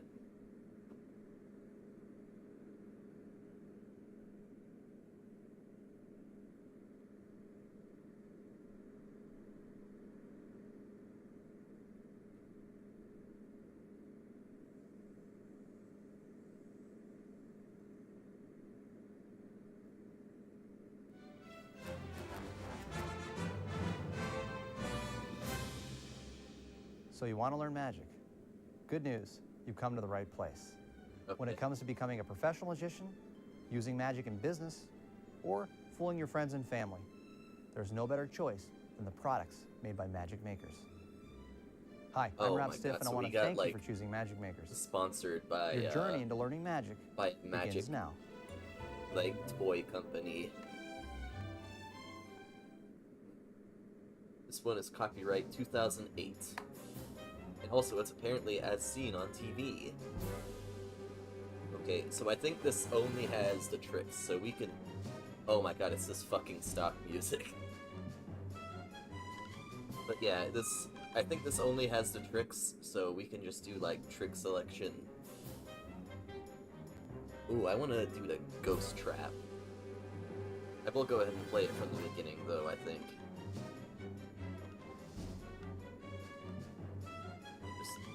I don't know, maybe I'll miss, like an introduction if I don't do that. If I don't just hit play all. Hi, I'm Larry Anderson, and welcome Larry to Ready, Anderson. Set, Go.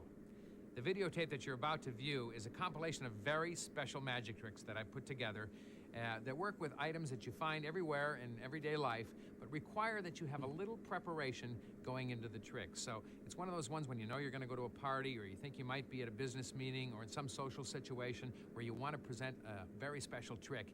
You set it up just before you go in. So there's a little bit of preparation, hence the name, getting ready, you're all set, and go, and really knock their socks off. Just a word about the format of this tape before you dive in. That's the magic trick. You can literally Some of the knock tricks their on the tape socks are off. designed to be done seated at a table, and some are designed to be done standing up, and some of them are just great gags that you can perform anywhere and really get a lot of mileage out of. Now, the way that the tape is laid out is that you will see me perform each and every one of the tricks before a live audience, so you can really get a feel for how the trick is to be presented. And then immediately following that is the full explanation with all the mechanics and all the nuances of how to pull it off. And I want you to go back and forth between the two until you really get a whole feel for not only the secret part, but the way it should look when they're watching it, and how to keep those separate, okay? And then finally, use my presentation as a model, but slowly as you're starting to get it, add your own personality, your own touches to it, because it really should come from you and not just be a carbon copy of me. And also, make sure that you practice each one of these tricks before you perform them. I mean, really, anything you do, no matter how simple, the first time you do it, you might fluff up. There's a learning process, kind of a curve, you know, a bell curve. The first time you do it, maybe not so good. Second time, hey, I figured it out. Now I know how to fix that. And the third time, you're flying, and you'll really start getting some results. So don't sell these tricks short, okay? Give them a chance to, you know, sort of develop as you go along. And also, practice in front of a mirror. It can help you when those critical angles are there. Some of the tricks have angles that are kind of crucial. I help you and tell you which ones those are, and I want you to check yourself out in the mirror so you know what the audience is seeing. Also, there's a magician's rule. Don't repeat the trick. There's a reason for that. They know the surprise. Once they know the surprise ending, you're leading them down the wrong path, and boom, there's a surprise. If you do it again, they know what to watch for, and you're busted. And also, there's a lot of tricks on this tape. As you watch it, don't get overwhelmed and say, oh, how am I going to absorb all that information and put the tape away? No, watch it from beginning to end and enjoy the tricks, and then pick out a couple that you like and learn those really well. All right, once you got 2 of them, then you can go on and pick up another one. I mean, they'll still be on this tape for years to come. All right, just learn a couple well. Some of the tricks on the surface, okay, so was this start to watch originally a the explanation, VHS? you'll say, oh, that's complicated. Believe me, it's not complicated. I'm just explaining it in great detail so you really get it. Don't think they're too complicated, and then also get overwhelmed and put them aside. Try out each one, okay? And finally, don't reveal the secret. It's tempting. People are going to say, tell me how you did it. But don't, because people really don't want to know. They like to be astonished and amazed. So keep the secret to yourself and keep your audience entertained. So go out and have a lot of fun with these, and I hope you enjoy this Jaw Droppers videotape. Okay, here we go. I'd like to try a little experiment involving my glass of milk here, since we're having milk and cookies and coffee here. It involves a number of you. Let's see, before I try this experiment, have one last taste in case something happens I don't suspect. What I'm going to do is actually take the milk, we'll cover it up with the handkerchief, and just to make sure that there's no funny business and that the milk is actually there. I want some verification. Would you reach underneath, Peggy, and make sure that the glass of milk is actually there? Yes, it's there. All right, Manuel, would you do the same? Make sure I haven't done anything funny? Peggy and this guy are Steve, reach under there, make sure you feel that cold glass of milk. paid off Scott, by make sure Larry. the glass of milk is Oh, there. okay, see, Now, the testing object, of course, is to do something with it. I said it Okay, is an those 4 are experiment. paid off. It's a glass of milk. You remember the old expression, got milk? The answer is no. Wow. Yeah. Thank you very much. All the milk is gone. Well, this is a surefire killer, and this will definitely make some eyebrows raise when this happens. It depends on its success of having a confederate. That's the word that's used in the magic business. It simply means a helper. Someone who's in on the gag and you've prepared this with ahead of time and perhaps rehearsed it once or twice. That always helps. In the case of when I demonstrated on the tape, Scott was the actual person who made this trick work. And if you recall, and look at the tape again, Scott is the last person to verify that the glass of milk is in fact underneath the handkerchief. And at that point, he stole it. I'll show you how it works. By the way, this can be done with any object. It does not have to be done with a glass of liquid. It can be done with a borrowed watch. It can be done with any object at all, as long as it's reasonably within the same size or smaller than, say, a glass of milk like this. This would be great for a low-ball cocktail I like this if you're at a green bar. set there. As long as you have a number of people and one of the person is in on it, and he's your confederate. In this case, Brad is going to be playing the part of my confederate. What you do is all very 90s. You say that you're going to cause something to happen. Never tell in advance what's going to happen, because then they'll know to look for the vanish of the glass. You just say something's going to happen. I'm not sure what. I'm going to take the glass like this and we'll cover it with a handkerchief. Now what you want to do is put as much of the handkerchief or whatever you're using, if you've got a towel or anything to cover, forward like this so it's covering the glass. Now you'll notice how I'm holding it. My hands are right up at the top. Listen, here, I think I get so the that, gist. Like, if I were Steve to remove the took glass, the milk which will happen, subtly, my and fingers then will hold the same you know relative shape as you the kept top of your the glass. hands in the same shape, That's and necessary because then the glass you actually did the does little disappear flourish, before you like show it gone, and you need to have it look that way, like it's still there under the handkerchief. You say, now, I want to make sure that everybody knows the glass is here and there's no funny business going on. So, Tiffany, would you reach up underneath there and just make sure the glass is there? So you offer it to somebody. And you say, and also, Sarah, would you just reach underneath and make sure that the glass is there? And she reaches under and verifies. And Brad, would you make sure that it's still there? Now, it's very important that the handkerchief falls below the edge of the table rather than out here. Just bring it over here and say, Brad, would you make sure it's there? Now he grabs the glass, looks up at me and says, oh yeah, it's there, you know, just like everybody else does. But as he drops his hand out, he takes the glass. I'll give you a look at this, what's going on now underneath. Put it back if you would, Brad. Wow. So I bring it over and say, Brad, Very would you make sure it's complex. still there? And it is there, okay, great. Now you just move right out here with the handkerchief over the hand, and all of the attention is still on the hand. So you make sure that nothing changes in your voice. Naturally, you're going to be a little nervous the first couple times you try this, but just be as natural as possible. Tiffany, Sarah, Brad, is it there, in fact, there? Okay, everybody knows it's there. Look at everybody's eyes. They'll be looking at yours and say, okay, now you want to fill some time so that everybody forgets who verified, who was the last person to touch the glass. You say, okay, now remember, we have a glass of milk. Let's see if we can do something with it. Watch. Oh, remember the expression, got milk? See, I'm filling time here. Well, the answer is no, and when it's gone, you'll see some jaws drop right there. So there is definitely time that needs to pass from the time Brad or your Confederate steals whatever it is that's under the napkin to the time you vanish it. And you give it a little practice a couple of times. Also, depending upon where he's sitting at the table, it's best to have him close to you, maybe at the end of the table, because if he's right in the middle, and if Tiffany were the one stealing it and somebody was sitting next to Tiffany, she's more likely to get caught taking the glass because she's got people sitting right on the side. So positioning your people at the table also makes it much easier to hide the steal as it happens. So that's the that's the vanishing glass of milk. Brad takes it, you bring it out, say, this is gonna really amaze you. I'm not sure what's gonna happen, but hey, it disappeared, and then take your bows and have a lot of fun with it. So where does Brad put Hey, it was sure that, great getting like, together, after wasn't then, it? you know, how does he Yeah, I keep love it hidden getting together with you guys. for like the rest of it? Oh man, look what I did. Oh geez, this was such nice rust wallpaper too. I'm really embarrassed. Yeah, awfully. No, I'll tell you what, if we just rip this little bit off here, if you take this, I think to any wallpaper store, I'm sure they can match that, okay? Wait.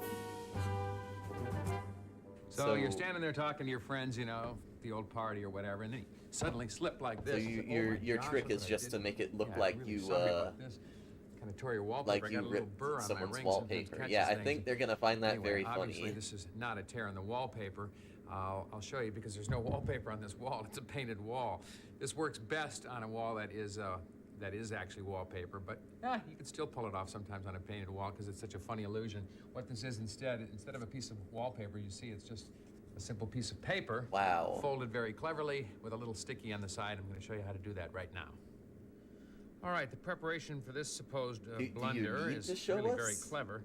This, of course, is as I said, nothing but an ordinary Post-it. However, it's really quite an optical illusion. Piece of because paper really with makes it look like tape on the other this is side. a ripped down piece of wallpaper from the wall here, which should be the same color.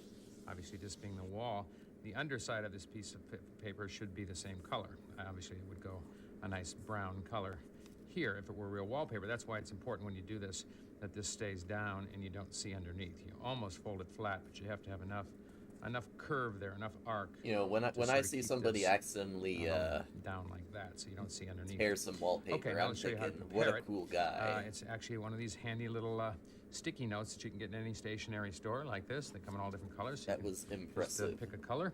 I'm going to use the green here. So what you do is you peel one off like this, and the sticky now is on the underside here. I'm going to show you what you do is you actually fold it diagonally so that the sticky is on the outside. I'm going to show you now that I've got another one prepared here, just like it, so you can see the actual tear. The sticky is from this dotted black line up. This is the whole sticky area of this piece of paper. So, and it's facing this way, so the sticky is out. All you do now is you start tearing. You want to keep as much of the stick surface as you can, so you need to tear a rough edge right near the top here, all along as narrow as you can, because you want to keep as much of the sticky surface. Down this line that I've got drawn here, gives you kind of a rough torn edge. And just keep peeling off bits of paper till you get right down near the bottom. Don't touch the sticky areas very much because you want it to stay nice and sticky and it'll get oils from your fingers there, so try and avoid it. I'm going to flip it over now and tear down this line roughly.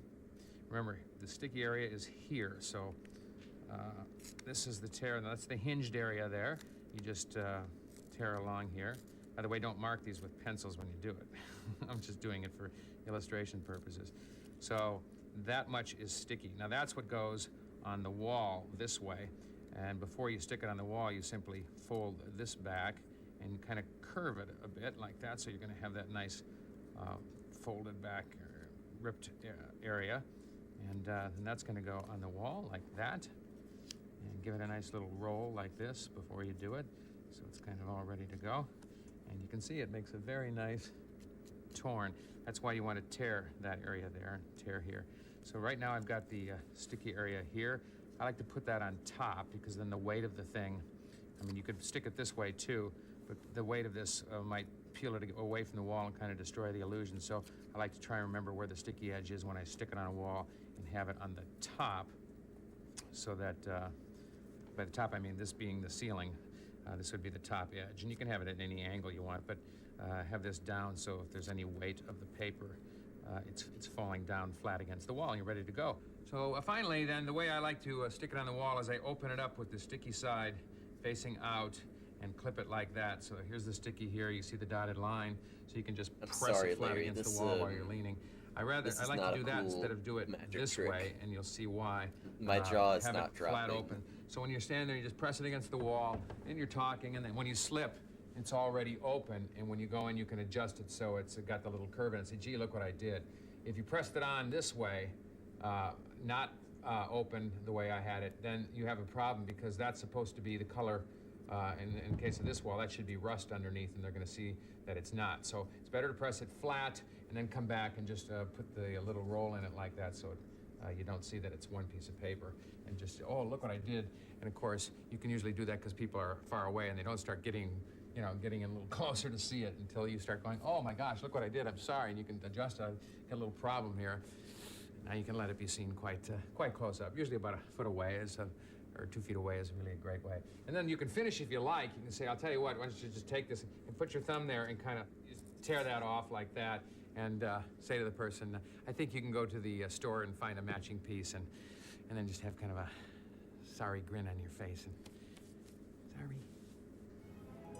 sorry. Make your friends waste money on Here's a trick taught to me by wallpaper my only late to friend, discover a that terrific it was a magician trick. named Peter Pitt. Okay, what's this? Hey, you know, have you ever thought about this, that money just isn't worth what it used to be? Yes. I mean, you're all fairly young, but I mean, it's really changing.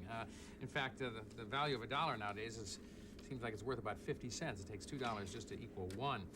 I think what we deserve as American citizens is a good tax cut. I think the executive branch and the legislative branch should get together and give us a tax cut. Well, Here, I want to give you one of those bills. Yeah, that would be nice. We'd all take home more paycheck. Why don't you examine those bills, make sure there's nothing wrong with them other than that they're not worth the paper they're printed on. They are real bills, right? Looks good. Okay. Looks good to me. Okay, they're not prepared in any way. What I'm going to do is place them together, and I'm going to give us a tax cut, a symbolic tax cut. We'll place those together like that, and I've got here deeply embedded in my side a pair of scissors. And what we'll do with this is we'll just give ourselves a 50% tax cut right now, okay? The heck with the legislative branch. I'm just going to cut right through. Like You're Did I cut those 2 bills, or did I not cut those 2 bills? Too bad. How does that tax cut feel? Pretty you're good? blaming the Well, wrong it does, people but I tell you, there. the executive branch and the legislative branch will never let us get away with it. It's always going to be $1. Yep. Way. They're just not worth what they used to be. What a cut up this guy. Yeah. Thank you very much. Baffling the bucks. Well, the secret to this also is very clever, as it is with many magic tricks. In fact, you probably won't believe it until you try it yourself. It's so simple. It has to do with the properties of something you can find everywhere in most stationery stores, and that is rubber cement. It allows this whole miracle to happen. If you look down here, I'm going to show you one of the bills. They are, in fact, prepared bills. They're not legitimate, and yet you can hand them out as, I mean, they're legitimate. They're real bills, but they are prepared. But yet you can hand them out, and they will go through the closest scrutiny without being questioned. Here's what you do, basically, is you turn the bills over so that they are bills. back I don't know up. what he's talking about. And take some rubber cement, a good grade rubber cement that you can get at a stationery store, art supply store, and pretty much run a swath of rubber cement about 3/4 of an inch wide or an inch wide over the N in the middle of the word 1. Make sure you get full coverage from end to end. I'm doing this on a piece of cardboard. And you want a fairly good layer, kind of thick, but not really goopy thick, but just make sure you get good coverage. And then you do that on both bills, and literally a matter of about 30 seconds, that will dry. Now, when it does dry, you then take the bills after they've already dried, and you take a little bit of baby powder or talcum powder, and this will be dry to the touch, and you can just sprinkle it on like this, just a little dusting of it, and then just kind of blow it and rub it around, and that will keep the rubber cement so that it won't adhere to anything, especially the other bill, which will also have rubber cement on it. And with talcum powder on it, they won't adhere and they'll slide nicely across each other and actually will, as I say, withstand very close scrutiny. You can actually hand them out for examination at this point. Yet they have that 3/4 inch swath of rubber cement on them. And that's the whole miracle to it, because now that you've done that, you're ready for performance.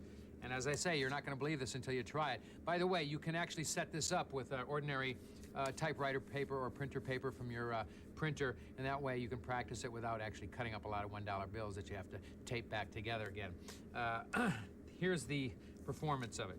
You bring out the two bills, and of course you show them. Put them actually back to back. That's with the rubber cement side together. And you must actually should use fairly new bills on this. When they're old, it'll definitely impede the success of the trick, because you'll see how this works. You actually do cut them. Now I've got them very evenly aligned on all edges, so they're right together. And let me show you on the bill that I've just rubber cemented over here. You want to be able to cut this dead center.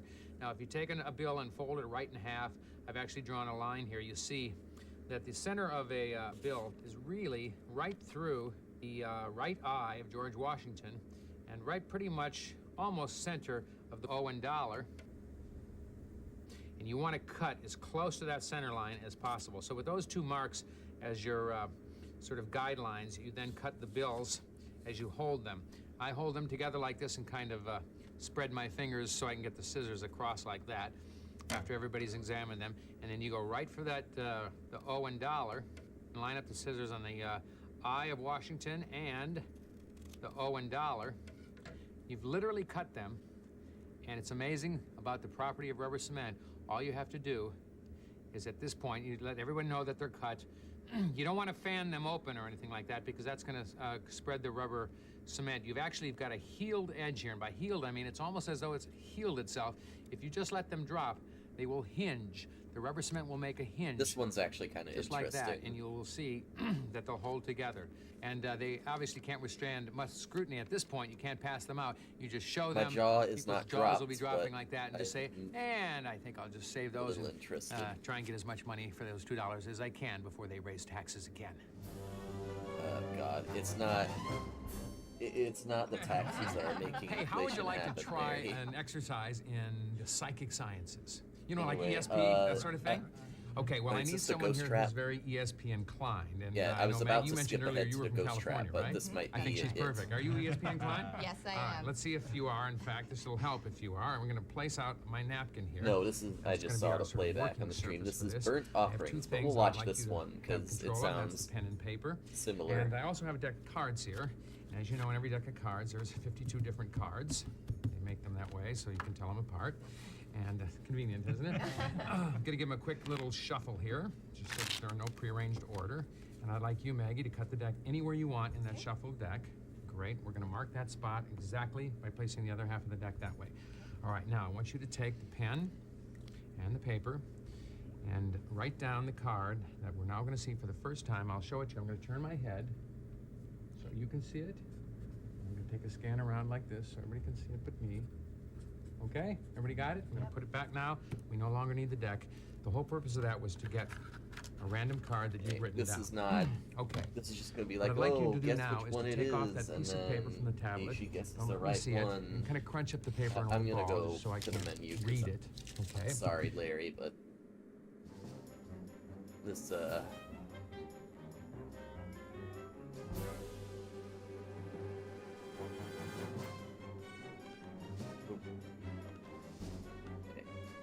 What the heck?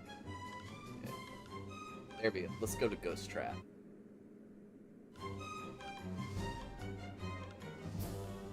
Hey, do you guys believe in the spirit world? You know, spooks and ghosts and goblins and that sort of thing? Spooks and ghosts and A lot of people really goblins. feel that they're being visited by ghosts, you know, Look when at they this wake up at fuck, night. and see this ghosts is super in their 90s spirit. woman. Like, I holy think shit. that there's a certain truth to it. In fact, I've been able to actually capture a ghost. I'm going to see if we can have any luck at capturing one today. They're made out of something called ectoplasm. Ectoplasm actually becomes solid and visible when it's in the dark. and when it's in the light, you can't see it. Let's see if we can't capture a ghost. Sounds like a lot of baloney, doesn't it? But we'll see. I'm going to take my napkin here, and we'll fold it in one corner. Watch and it literally be a lot of fold it in baloney. another corner. The thereby slime making sort of from a trap with an opening baloney right here. becomes the I'm going to reach up and see ectoplasm. if I can. I think I see some ectoplasm, Peggy. Look right up there. It's right there. Do you see it? Yeah, right. Yeah, right. She's crazier than I am. We're going to take that, Yeah, we'll throw it right. inside and see if we can't find a ghost. Look, I think a ghost has come to life, actually. Watch, we'll see. Is there a ghost in there? Watch. Hey. I think we got something here. Look. See how that's rolling around like that? In fact, it's very, I told you, it gets solid. Stop. Stop torturing the ghost. What the fuck? Yes, indeed, that's a ghost. I always know when a ghost makes his appearance, Peggy. You know how I can tell? By the look on your face. Put the spoon right there like that. I want you to take your hand, put it right on the spoon, and see if you can't roll that ghost around a little bit. Oh, Do you feel it? I sure can. There's like a big cue ball in there, What doesn't is it? It's a ghost. It's Glimdag. I know. Here, let me see. You could not catch Glimdag like this. Hello? I see Glimdag on the Yeah, he's TV still watching. There. I tell you, there's one way to make a ghost Judging. disappear, and that's if you take and scare him like that. You see? Then he'll disappear just as quickly as he appeared, and there is nothing there. He's gone. You gotta be Nothing kidding. at all. Goodbye. There he goes. Bye-bye. Thanks for visiting.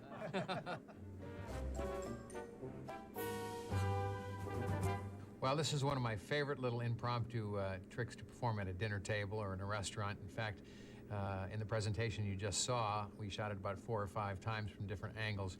And every time I did it, everybody at the table was fooled, and they still don't know how it's done, and we're having a great time with it. It's a very clever little trick that utilizes a principle that almost nobody conceives of with a completely innocent napkin. Requires a special napkin only in the sense that some napkins have a really finely rolled hem, and that's not the kind you want. You want the more traditional restaurant kind where they have them in great volume. If you look at the hem of them, that's a rather thick hem, and always at one end of this thick hem is a little inlet or outlet, depending upon which way you're looking at it from, and you can insert something right into the hem. And in this case, you're going to be putting in what I've got right here. This is I like to use these. You can find them in places that have a bar. This is like an olive skewer for a martini. It's a stiff plastic. And it's a good length, too. It's a good, probably 2.5 inches long. You don't want anything any longer than that. And what you do is you just insert it into the hem. Now, sometimes you'll have to try one corner or the next. This one's a little tight right there, so I'm going to come over and find another one that looks kind of open. And basically, you just jam it down there. It goes right down into the hem, like that, and work it past the hem so it won't come out again. It's right now. It's in about 1/4 inch. The end of the stick is right here. So now, if I push on it, it may not come out the end of the hem. So that's what becomes your little spirit. And inside the little is it trap you sharp? make, that's what you're doing. I'm going to show you I how mean, to I make guess the it can't be fold. that sharp. And obviously, you can But, then you take know. your spoon when that's inside and make it seem very solid as you're tapping on it. There are several other things that you can use before I go on. As I say, these olive skewers are great because they're thick plastic and quite sturdy, so you've got really good, I mean, you can push on that pretty hard as you roll it around. A toothpick in the last-ditch effort to find something will work, but I wouldn't use an ordinary toothpick. Get the kind that go in sandwiches. They usually have the little ribbons on the end that are kind of make them decorative, and that gives you a little more length. You see, that's quite a bit shorter than the swizzle stick, and it's also sharp. You want to break off the point, so you've got kind of a dull end, and then that'll work, of course. But as I said, this is short, so get the longer toothpicks. You can experiment with different things, but you want something kind of stiff to put in the corner. So now, all you have to do is have this on your lap, and you're ready to perform it at any time, and it's really quite innocent. You can show it very casually. I have it, when I put it on the table, I take it out, and I always like to have it right on my left, right here. Move this other stuff out of the way. And in this hem then, right along here, this is the hem that has the stick in it right there. Now I fold that in right about to the middle, so this is right here. Now what's going to happen, that's the first fold in your little trap. I'm not going to fold the other two yet because I want to show you when you reach in, you're simply reaching and finding this and standing it up like that. So actually what happened is at the time when you do that, these two are already folded over. And then you reach in, stand it up, and just leave it there. I'll give you a shot from behind of this. Here's the last two folds right here. There's the swizzle stick right there. So I just lift up with my left hand like that, and I stand this up like that, and just drape the last two folds over the top of it, and then it'll pretty much stay there by itself. Take the last one, put it over. If it starts to fall forward, that's okay because you can pull it back, and as you pull it back, it even gets taller. So there it's there, and you say, oh look, I think we got a little ghost. And you roll it around, and the impression is this thing is like a big ball. Everybody thinks it's like a cue ball in there. And you say, wow, we've got a solid ghost in there. A ball ghost. And then, of course, you can, when you know it's standing straight up, you can tap it like this. It's quite solid.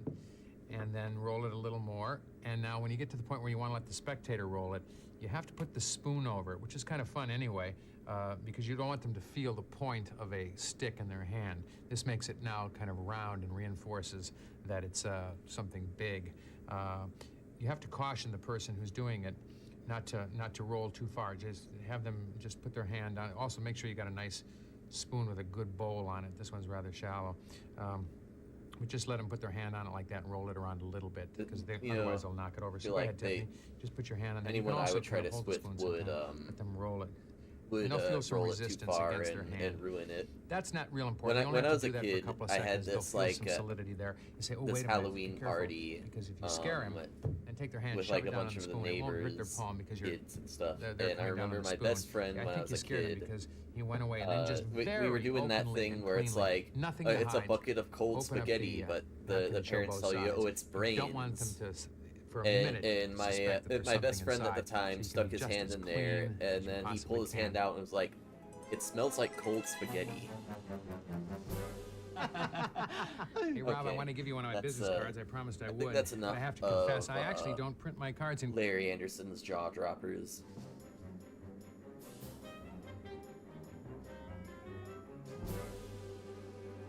Helicopter Bill.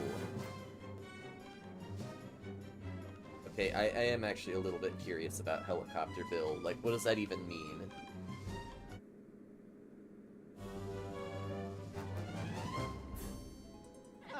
Has anybody ever heard of the Japanese art of paper folding called origami? No? Wait, I've why gotten was kind it, of like, good at it. dubbed I've got a over? few figures that I do. I wonder if I can borrow, actually a great piece of paper makes it very interesting as $1. So if somebody's got a $1 bill that I can borrow, that'd be great. Rob, you got one over there? Also need a couple of quarters. If we can assemble a couple of quarters, that would be great. And will you have it, maybe? Oh, great, perfect. Great. This is really interesting because usually you just use a piece of paper when you do paper folding, but I've actually figured out kind of a neat way to use coins as well. What I'm going to do is place the quarters right there in the center of the bill. And I'm going to fold, as you see, the bill lengthwise over the quarters, kind of holding them right inside. And I'm going to fold the other side over like that, sealing them sort of in like a little envelope or a little sleeve. And then I'll take the end and wrap it around the quarters in like a 90-degree angle like that, and take this end and wrap it around. Oh, we're starting to see some shape. Take shape here. What's that look like to you so far, Tiffany? That looks like a propeller. Yeah, propeller, maybe a windmill or something like that. Tell you what, we'll use that propeller. If it has a propeller, maybe it would fly, right? Maybe. So let's try and see if it flies?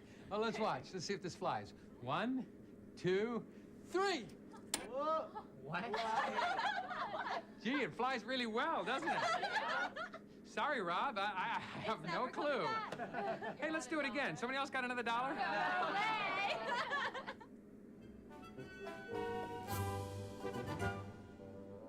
Well, this is only a fun gag with borrowed money. It certainly isn't any fun with your money, because then it's up there. The gag is, of course, somebody loaned you $1.50. Fun for the person who you borrowed the money $1 from. from the other, and the fun Same is with like in, the wallpaper trick. Like, figure out how they're going to get their you money should back. only do this So if here's, how if you it's do your this. own stuff. A whole secret to it is something very common and very ordinary, and that is the common ordinary thumbtack. Now, it can't be a push pin, the kind that you see Wait, that have so the you big just plastic, fucking like head on it that you use to pull in and out. put a of the hole in pegboard. someone's It has to be like a little old-fashioned hole in thumbtack, someone's which is still ceiling that they have available to in most paint stores. over. They come on a thing like this with a whole bunch of them in there, so you got a year's supply of Helicopter Bill gimmicks here.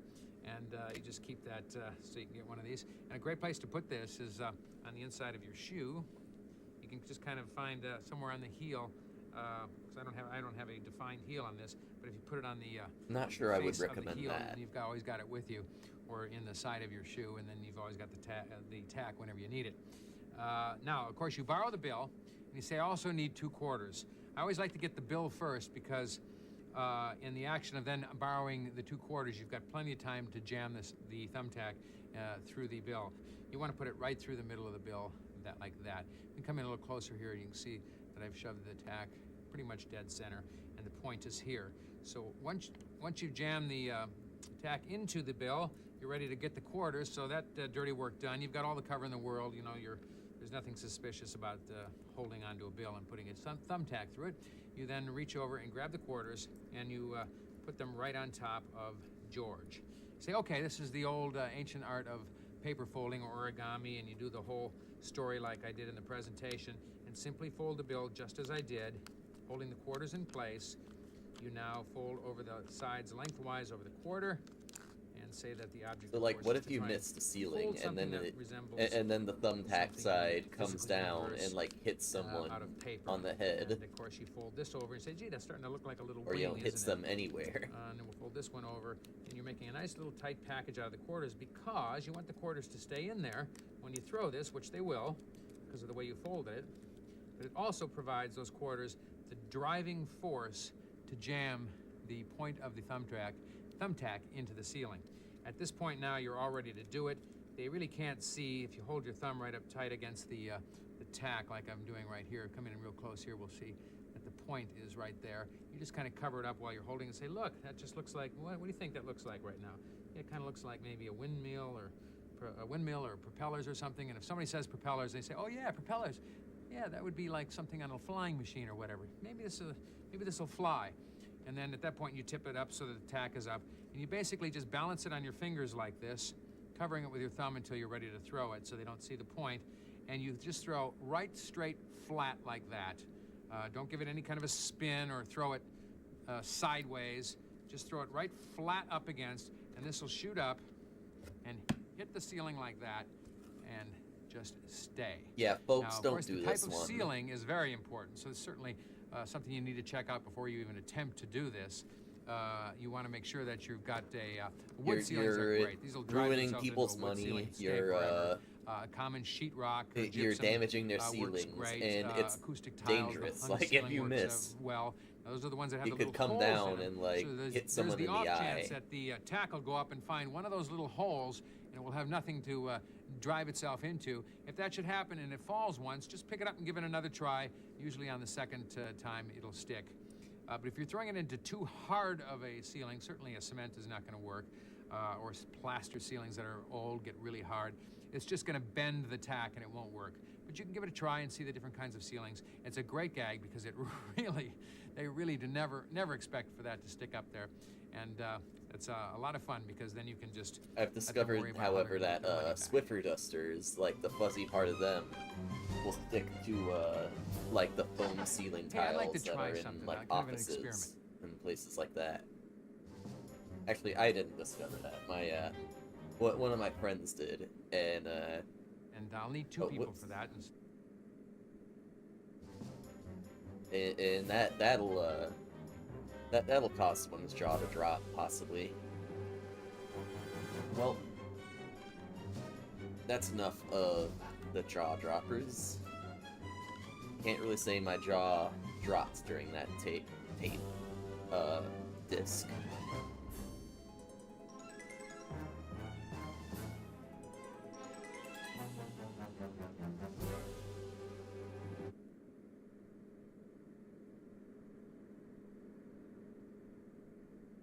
Oh, I forgot to change the damn tape title during that whole thing. Whoops.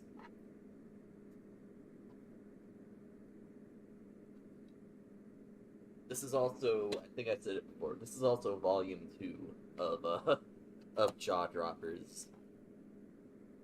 But folks, I think I saved the best for last. I am worried that I may not have many good discs to stream after this, but I mean, I can always find more at Goodwill, probably. We have some creationist propaganda.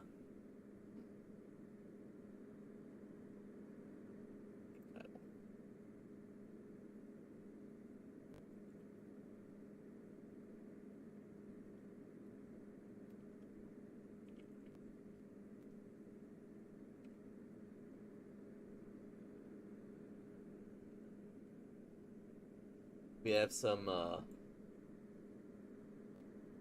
children's creationist propaganda with what looks like some cursed puppets and makeup.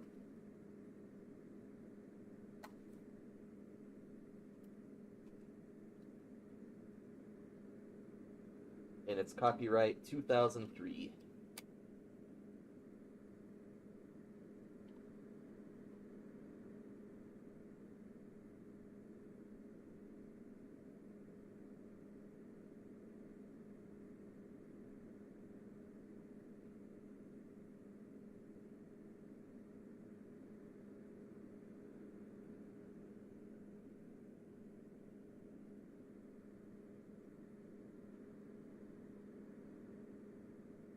The Creation Adventure Team. It's an exciting new show that's not just for kids.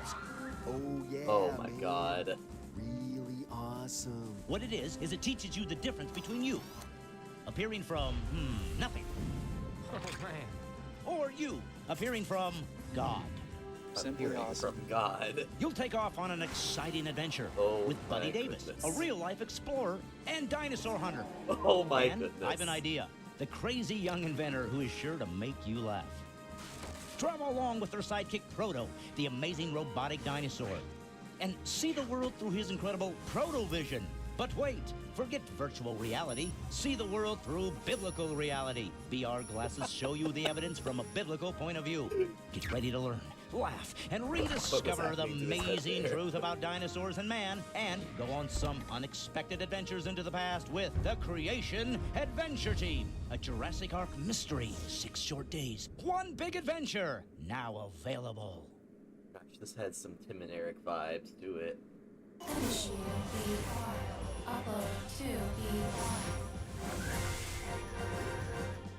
The Creation Adventure Team. 6 short days, one big adventure.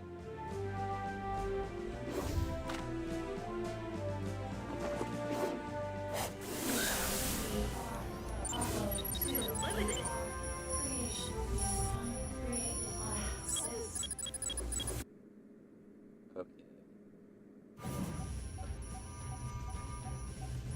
We're gonna have to see the special features, but let's play the movie.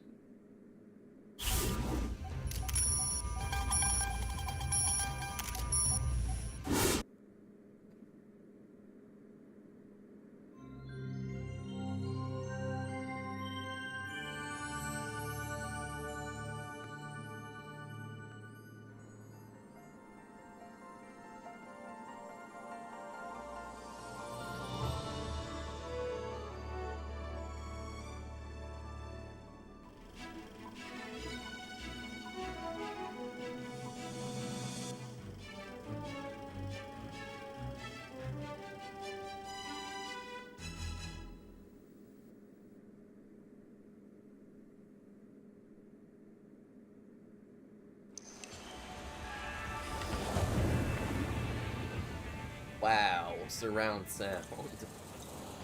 It really enhances the biblical reality.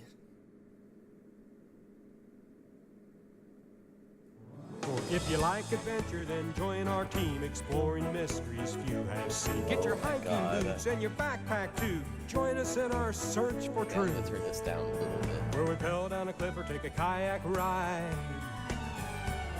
Crawl deep in a cave and see what's inside. We're out exploring to clear the doubt. The Discovery team is out and about. We're out exploring to clear the doubt. The Discovery team is out and about.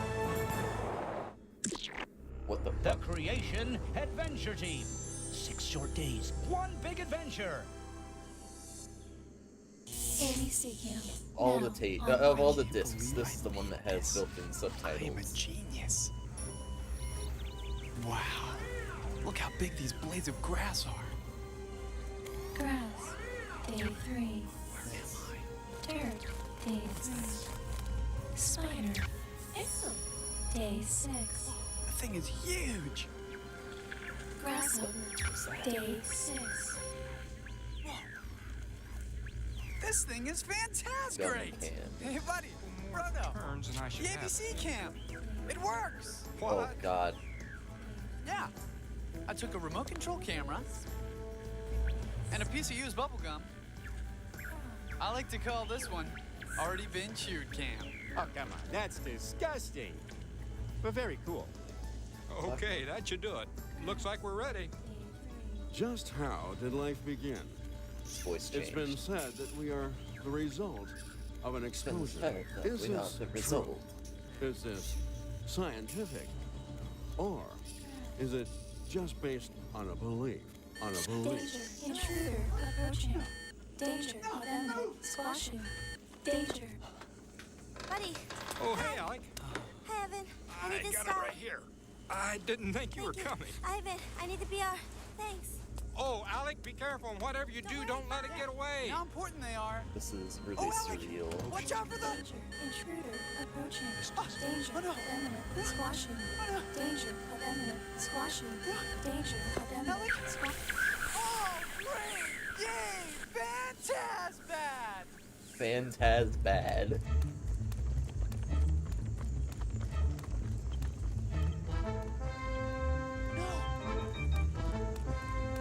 To start using Fantasbad.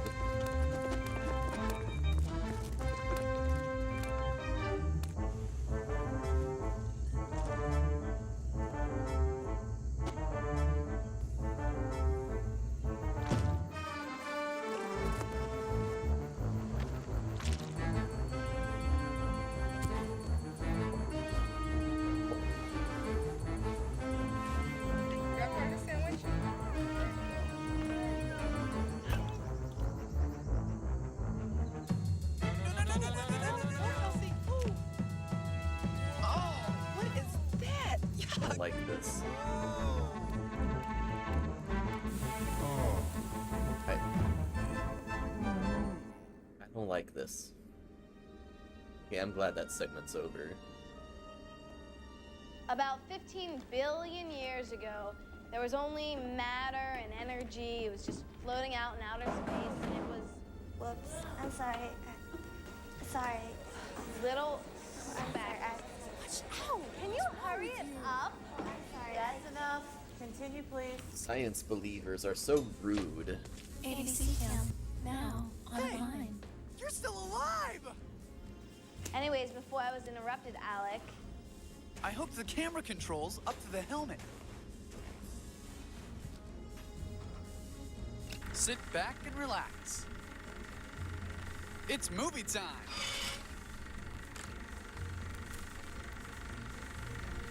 then somehow, who knows how or why, it was compacted in this teeny tiny little speck about the size of a period on this page. It was so full of energy, it made a bang. Big bang! Whoa! Oh, man. And then after millions of years of evolution and fish and bugs and hairy apes, we all just kind of got here. I'm done. Pretty impressive for a little speck. Thank you very much, Tara. Let's encourage her, please.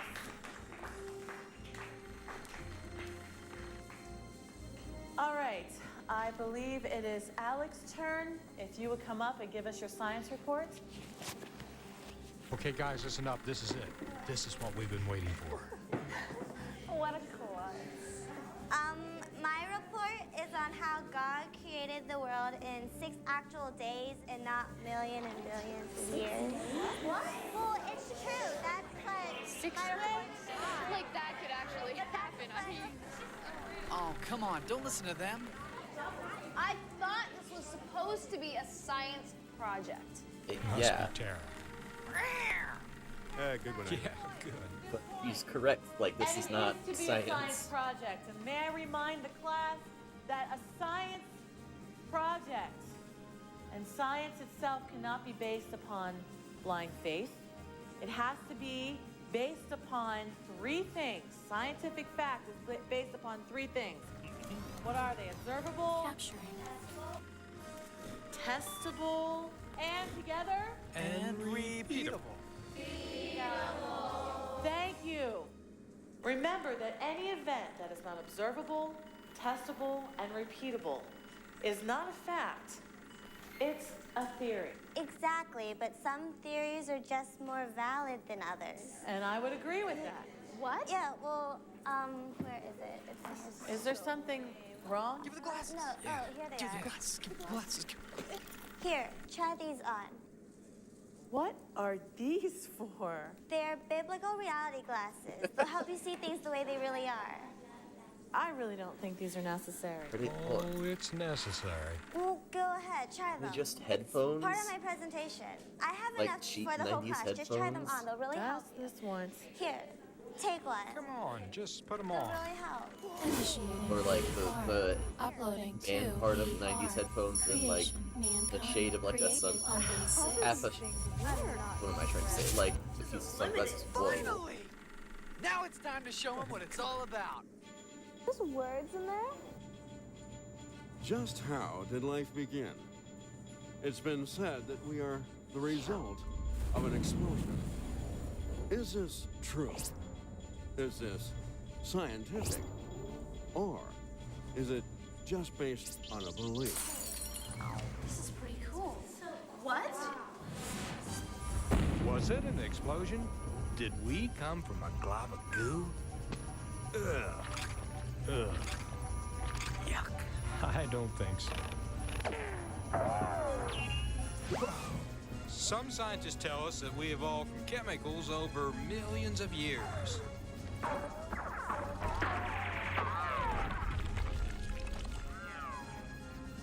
That we're the result of random chance, the survival of the fittest. And some people present this as fact. But is this valid? Is it anything more than just a belief? Many say that we have no real purpose, and there's no God to answer to. But that's not true. The Bible says that in the beginning we were designed by a loving and an intelligent creator with a plan and a purpose. That purpose is to know and enjoy Him. So how can creation and evolution be so different? Think about it. We all live in the present. We have the same Earth, same animals, same stars, same evidence. Now look, the facts are all the Talking same. about. The facts are all the same. But we start with different beliefs about the past. Evolution teaches that we're the result of millions and millions of years of death, disease, and struggle. And the dinosaurs died Yeah, off it's long not like we before have, man you ever know, even evolved. carbon dating or anything. Now, Whoa. biblical creation, on the other hand, shows us that originally everything was created in just 6 days. That's right, 6. You can count them. 1, 2, 3, 4, 5, 6. There you go.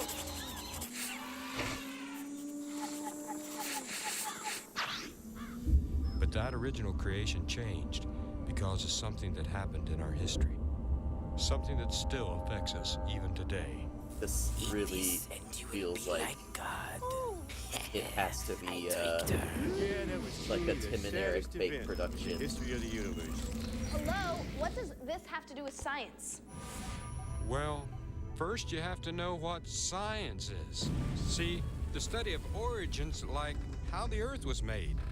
That's not science. It's not science. It's just a belief. Just a belief. Some theories are just more valid than others. Since we can't observe the origin of the universe, and history can't be repeated, science is basically forced into guessing how the evidence got there. See, history cannot be observable, testable, or repeatable. So what is science? Yeah, What I is a am. belief? I also Uploading kind to VR. Remember that My any brain is event melting that is over not here. observable, testable, and and repeatable. It's not a See, fact. science gives us great things like medicine and hot air balloons, electricity. Rip. And even the space shuttle.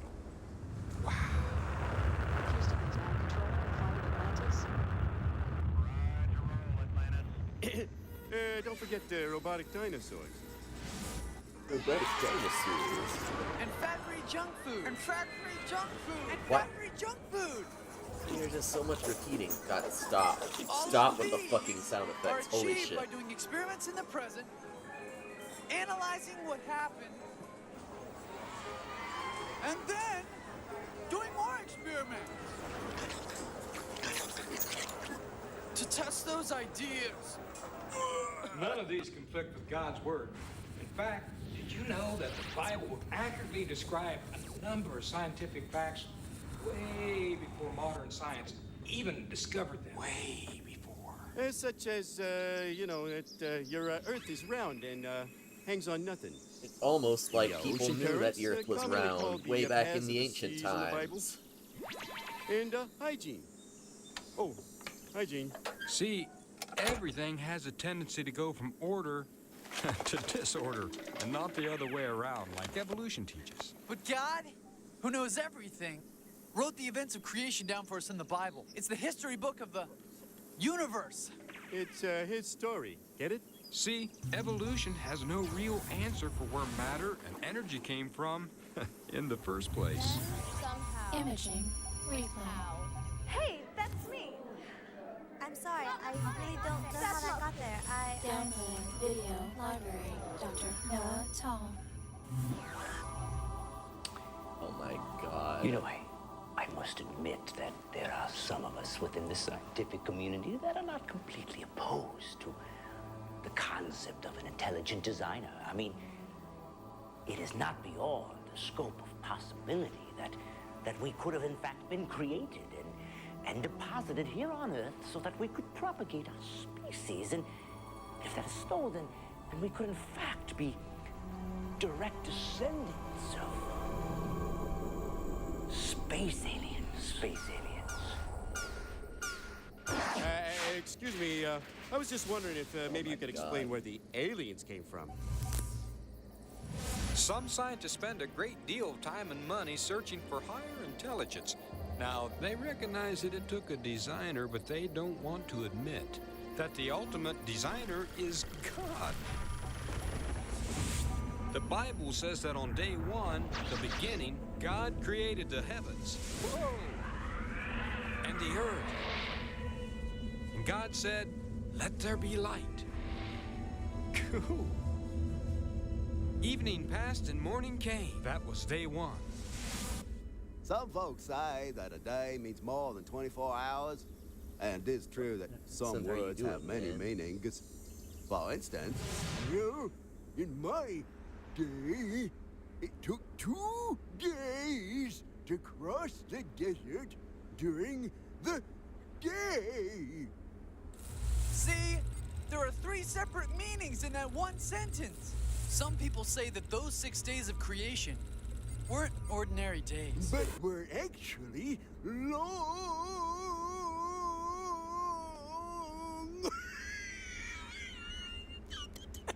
I want to murder this Periods dinosaur. of time. In Genesis, in the original Hebrew text, the word for day is yom. Yum, yum, yum. Yum!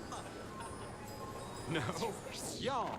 Y-O-M. Yom always means an ordinary day when it's used with the words evening, morning, or with a number.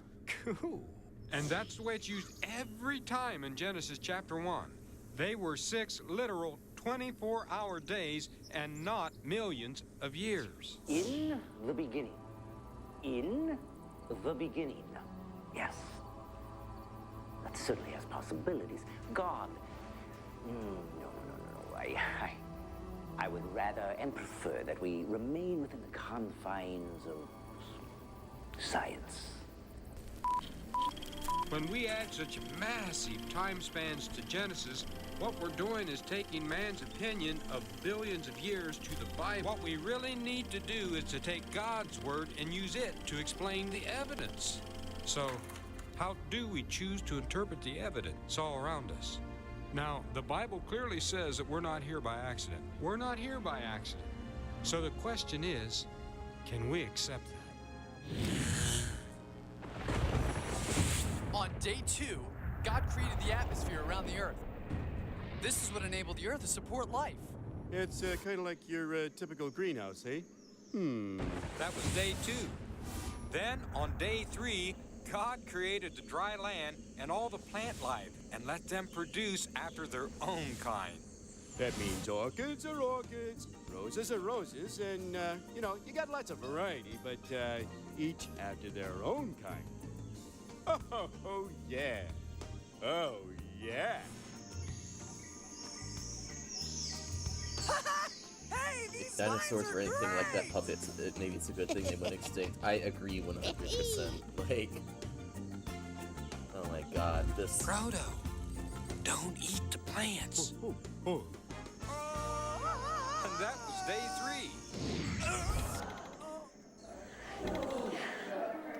3. Okay, how could there have been any plants without sunlight? Makes sense that the plants survived.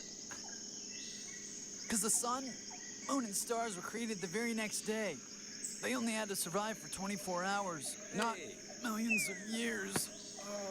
A light was created on day 1 anyway. I mean, the sun is not the only source of light.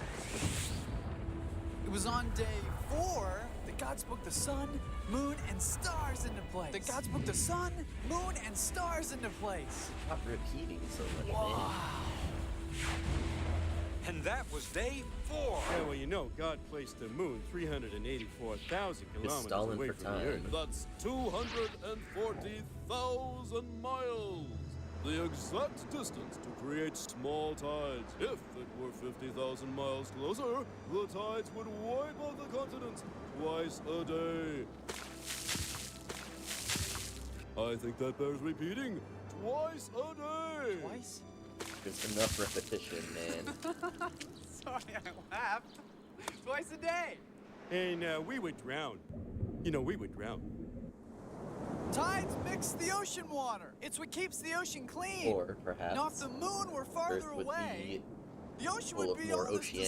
disgusting and blah, blah, blah, blah, disgusting stuff. The oceans would be a lot saltier if minerals had been running into them for billions of years. I mean, there's simply not enough salt in the oceans for them to be that old. And helium, that's He on your periodic table of elements. It's constantly escaping from the deep rocks where it's produced into our sky. But most of it doesn't get past the atmosphere. Over billions and billions of years, the concentration of helium would be really high. The sun has once again been positioned at exactly the right distance from the Earth. If it were closer, we would burn. This movie is only 35 minutes long, FYI, so like we're getting close to the end of it. Huh? And if it were further away, we would freeze. Either way, it's not a pleasant experience. The Earth spins on its axis at the perfect speed. If it were too slow, spots would be too hot or too cold. If it were faster, it'd be crazy windy. Here we go.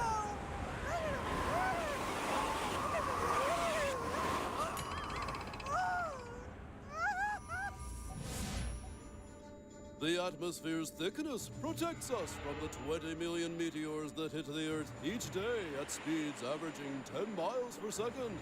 The vast majority burn up before they reach the ground.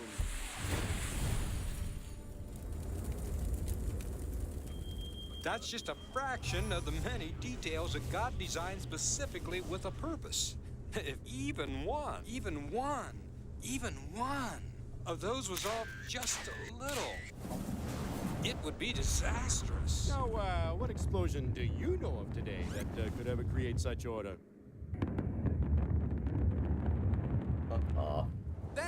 day 5, our creator made all the sea creatures.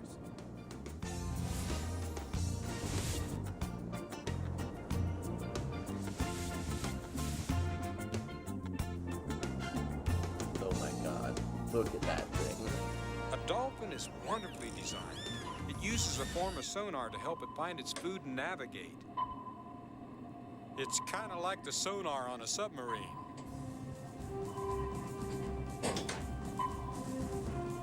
By the way, the first sonar created on day 5.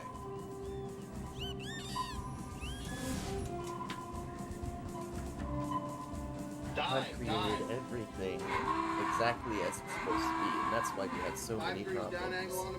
5 degrees down angle on the bow, sir. Aye, aye. It's designed to do what it does do.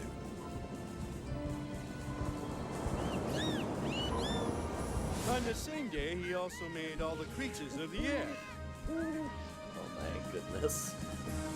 No, show more of the CGI nonsense.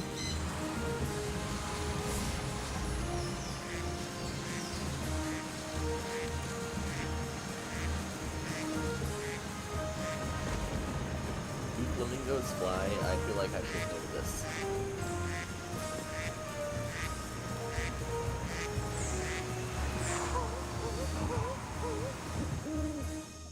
How do you like this guy? It's an eastern screech owl. Isn't it wonderful? Look at these feathers on the top of its head. A lot of people think that this here is actually ears, but it's not ears. The ears are located right back here. And these feathers are actually used as a camouflage, so it helps the bird to disguise itself. Isn't this guy cool? It's a boat-billed heron. They're from Central and South America. Look at those great big eyes. He's nocturnal. This means that it's active mainly at night. You know that a bird's body is made of the lightest and strongest materials imaginable. Almost all the bones are hollow. This means that they can take to the air. They can take to the air. Wow. And they are very light and incredibly stable. It's amazing.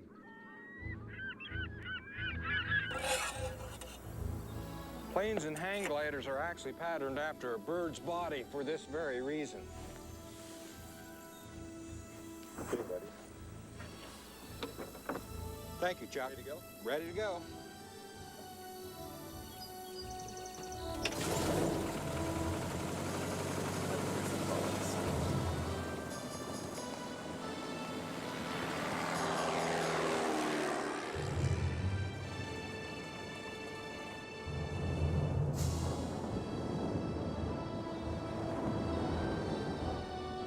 Whoa!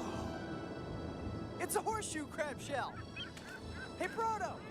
Okay, pal. Give it your best shot. They never actually want to talk about all the badly evolved animals to prove their point. Yep. Yep. Huh?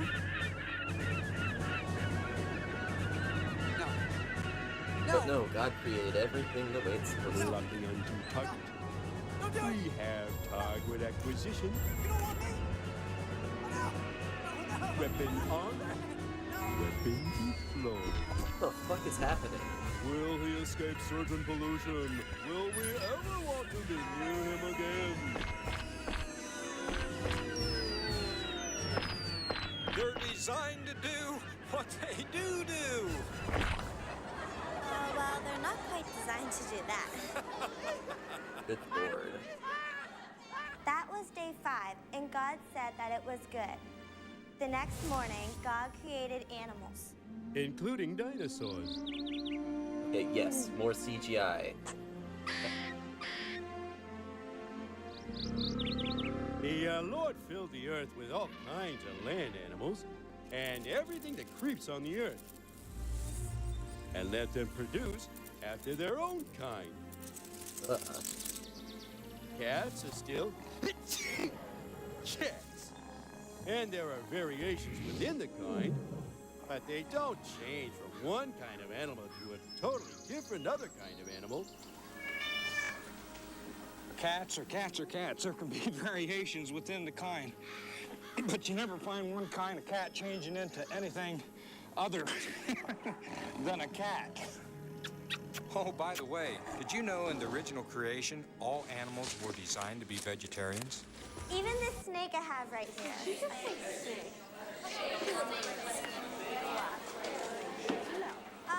Did you guys happen to see my snake anywhere? It's not in here.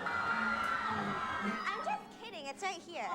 Alex, I wasn't scared. I was just getting a better look. Well, this snake right here is one of the... it's perfectly harmless. This is part of my presentation. Well, actually, you should put it in the box. It's best for snakes, and I'm sure it's better for us. Why don't you put it in the box? Thank you. I'll even help you, We all actually. know what a snake looks like, Alex. Wow, these guys are beautiful. Just look at the markings all over them. Anacondas, pythons, and boa constrictors are some of the largest snakes in the world. Some can reach over 33 feet in length. See, God made animals to produce after their own kind, which brings us to one of God's strangest designs. It's the platypus. See, it isn't a combination of several different animals like some would like to think. It isn't made of Yes, a CGI, duck, here we go. a rooster, or a beaver all mixed together. It was intended that way by God. On the sixth day, after God created animals, he created the very first man, and his name was Adam. Man. See, we were made in the image of God, with a plan and a purpose. We didn't evolve from animals. So after Adam named all the animals, God saw that Adam was still alone. So God put Adam to sleep and made woman from his side to be his perfect companion. So, okay, God looks at everything he just created, and it was awesome. But here's the cool part. By doing it all in 6 days, he was actually setting up our work week. 6 days of work and 1 day of rest. Yep, he was pretty much thinking of us the whole time. Simply awesome. Oh, yeah, man. Really awesome. Okay. If the world was created so perfectly, then why is there so much suffering and destruction going on?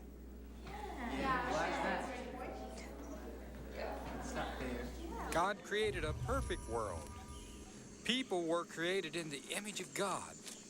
Now, suffering is the result of the first man, Adam, and his choices in the Garden of Eden. Yeah, it wasn't God's fault. And you may be wondering, why do I have to pay for Adam's rebellion? Think of it this way. It's kind of like when a king or a leader of a country makes a bad decision. It affects everybody else. It affects everybody else.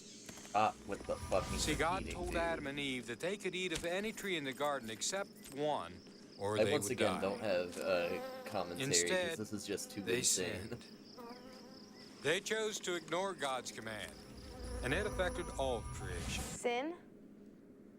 But wait, what's sin to you? Come on, just leave her alone. What?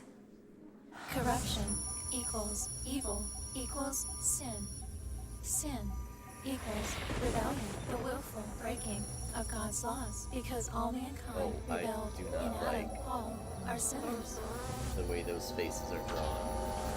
We see the consequences of sin all around us, but that's not how it was originally designed to be. Time of creation, Garden of Eden, approximately 6,000 years ago. To sin means to miss the mark or target. In the beginning, before sin, everything God created was very good. It was like an archer hitting a perfect bullseye all day long. So you do that unedited. Well, that's a pretty nice shot there, little pilgrim. But Adam chose to go his own way, and the perfect score was ruined. When Adam sinned, he missed the mark. Sorry, Proto. The Bible says that all have sinned and fallen short of the glory of God. Because of this, God's perfect creation was corrupted. Yes. Look at this thing. And there were consequences. That was so not cool, Alex. The Bible even explains why there's beauty and death in the world at the same time. Oh, it's because we live in a broken creation. Gotta go. See, there was no death, disease, or bloodshed before Adam rebelled. Sadly, God had to kill an innocent animal to clothe Adam and Eve and to cover their sin. This was the very first death. The Bible tells us when animals were created and the people were designed special, even why we find fossils all over the earth. Oh yeah, see, most of the fossils were actually formed by a global flood. Even that's mentioned in Genesis. Alex, even that's mentioned in Genesis. Oh no, my ABC cam! Oh yeah, The good way one, that Ivan. kid speaks. No! Stupid snake! Wait for me! So we all have to live and pay for some guy's named Adam's mistake forever? Hey, still on the monitor. Figures. Sounds like a great plan. God did have a plan, Tara. Now listen closely. He sent his only son, Jesus, who is willing to suffer and die on our behalf and pay the penalty for our sins. Now he died on a cross, but on the third day he rose again, conquering all death, so that one day we can come back to God and live in a perfect world. A new heaven and a new earth. The Bible And says now we get to if we eat confess Jesus our burgers sins, on Christmas. That's the condition. God will forgive us. That was a That's dream I promise. had when That I was a means that kid. No matter what we've done, past, present, or future, The Jesus burger God is just will like a forgive frozen us burger that and has wipe the slate like a cross Now made of that's sesame a seeds plan. on it. See, if And the it's Bible's traditionally true, and I eaten believe on it Christmas is, morning. it should be able to explain the evidence, and it does. Let me get one thing straight. You're telling me that all the beauty that we see outside is only a fraction of what it was supposed to be? Yes, it was supposed to be a perfect world. There wasn't supposed to be any sin or suffering or anything. But because of Adam's sin, Does- everything changed. But God has a plan Does to the restore teacher it not see someday. this Well, this that's person the end like of my presentation. crawling around on the classroom floor?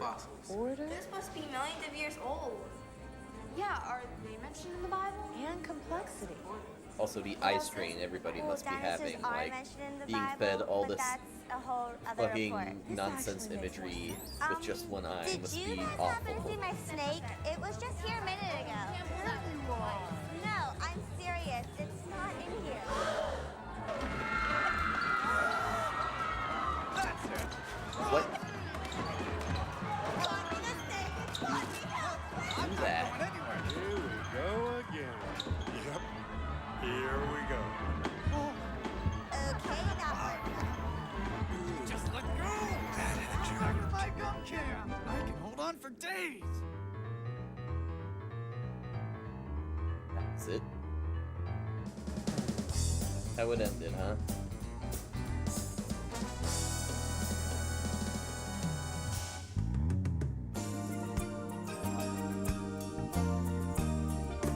Thank you especially to our Lord and Savior Jesus Christ. Special shout out to Jesus. He made the critter and put it in a river that lives down under in Australia. It's designed to do what it does do. What it does do, it does do well, doesn't it? Yes, it does. I think it does. Do you? I do. Hope you do too, do you? On day 6, God created it strange when he took this and that from several things.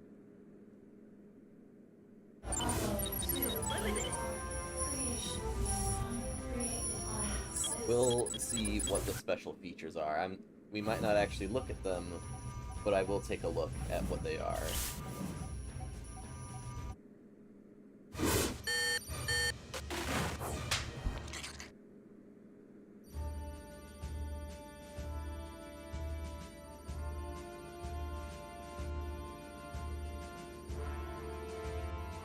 Yeah, okay. I think that's enough of this.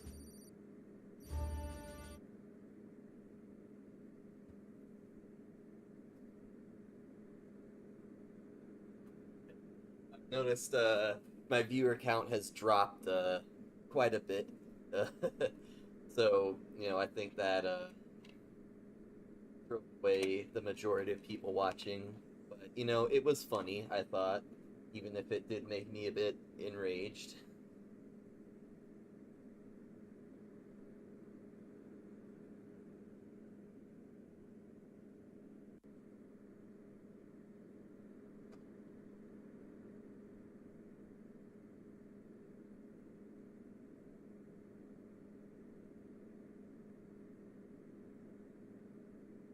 Yeah, no, God, is described as such a jerk, and I don't know, it's like,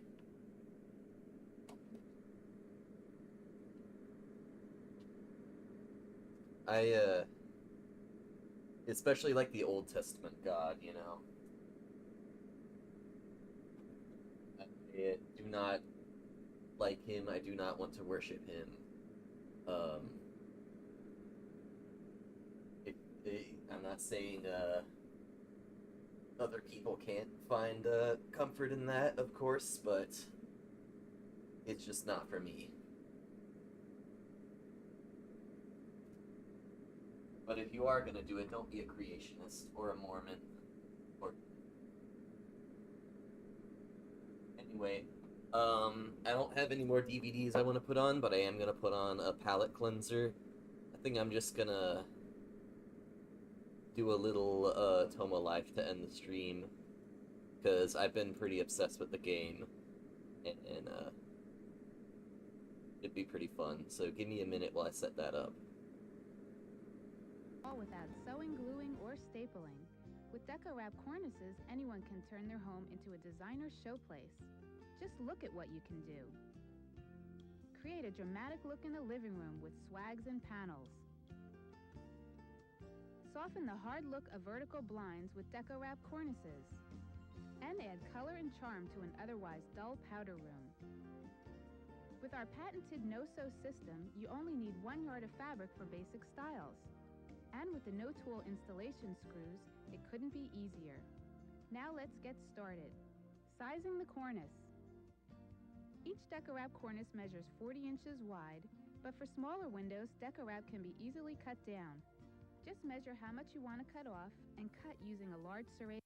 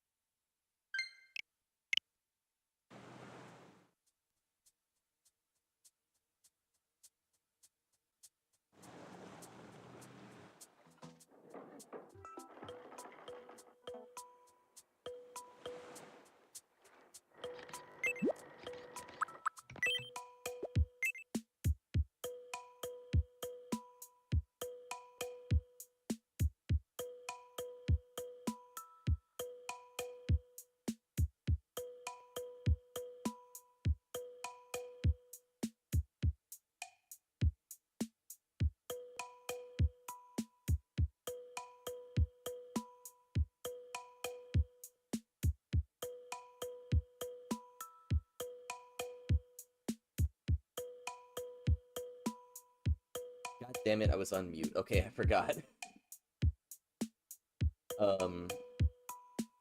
But yeah, I changed the island to a goat head, like redesigned it.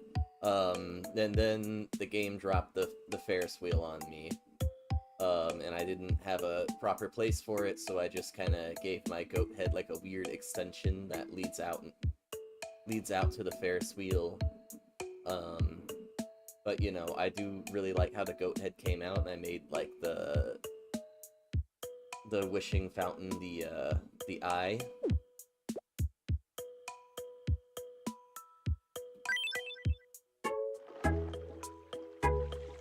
Let's see. I I've added a few more me's like her.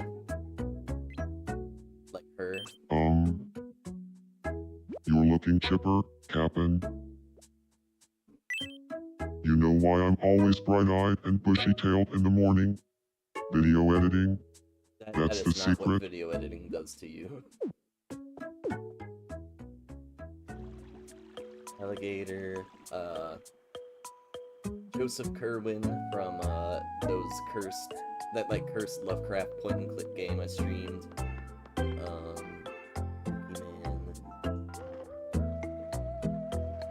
Mario from the famous Super Mario Bros. Super Show Continued.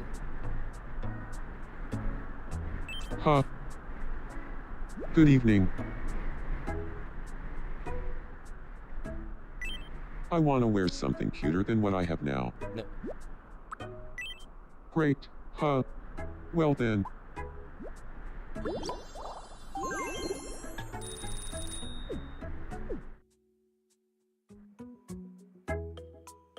I created another, like, original character for here. Oh, she's not in, but, I can find her.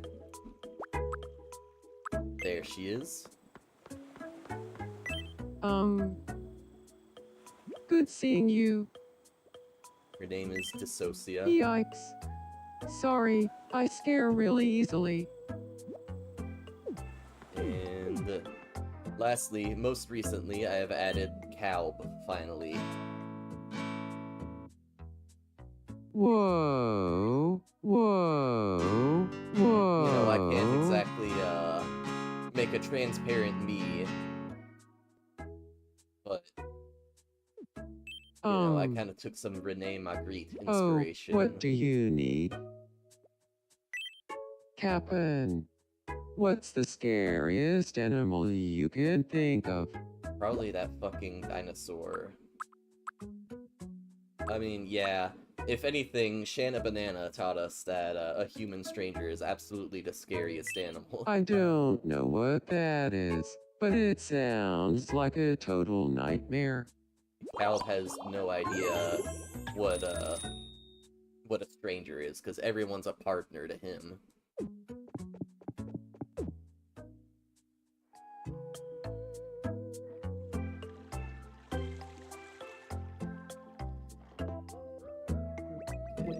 Oh, yeah, the game kind of speedran getting these two together, and they already want to marry. Also, Alligator has a crush on Spooky Boy, and I guess I might encourage it just so I can see how fucked up their baby would look.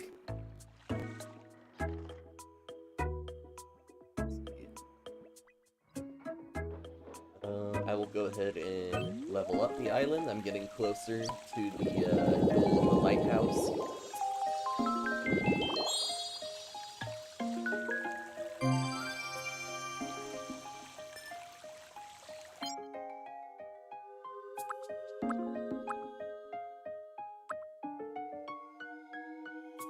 Yeah, I'm gonna hold off on deciding what wish I want to grant right now.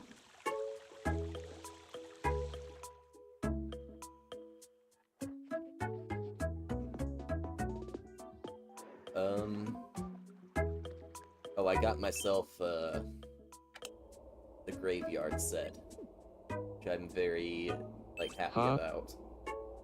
Good evening. I've been considering changing up my hairstyle. Nah. Oh, really? Then I'll leave it as is.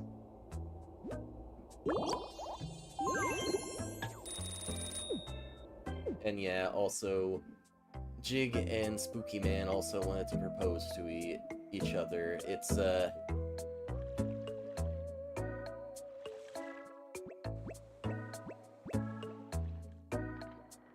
Spooky Boy needs some help. I'll go get Calb to help them.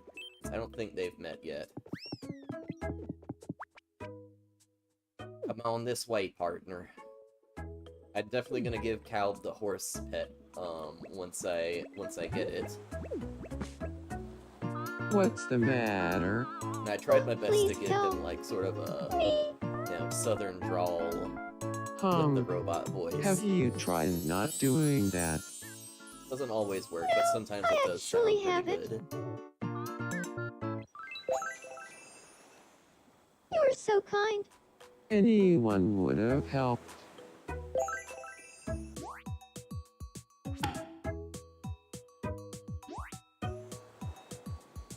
I had a great time with Spooky Boy. Couldn't have done it without you, Cap'n.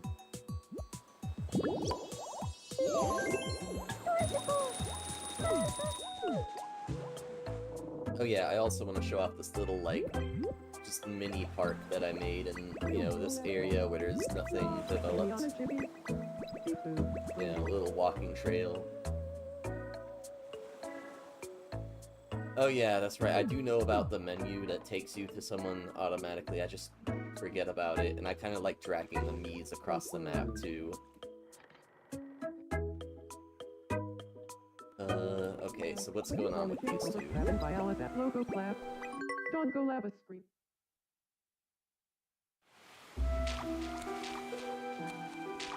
Hey, tell me. Should I? How are you? So wonderful. It's all thanks to you. Screamy. Hee hee. Ha ha ha.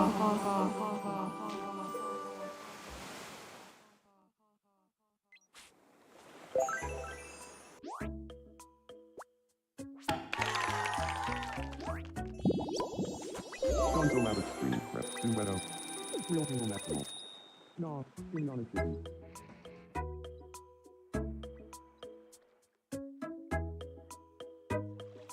Well,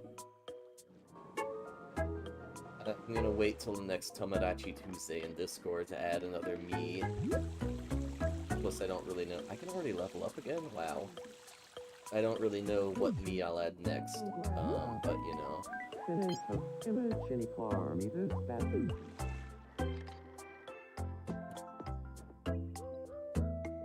see what Don Lantern wants. Huh? Good seeing you. Goat doesn't have enough greenery. Really? Can we get some more plants around here? I mean, yeah. That's always good.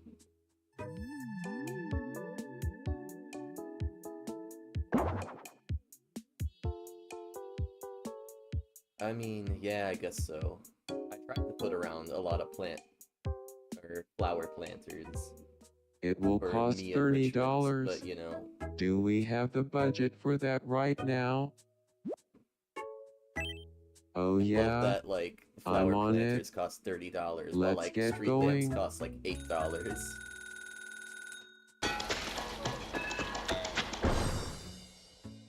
All done? Take a look whenever.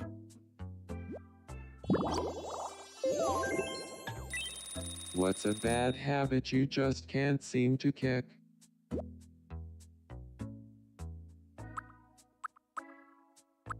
mean,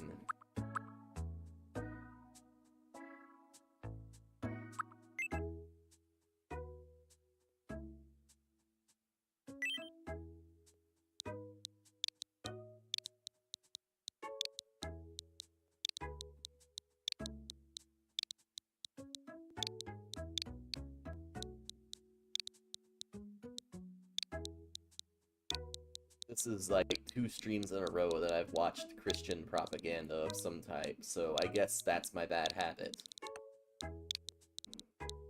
Will it let me type out this whole thing? I don't know.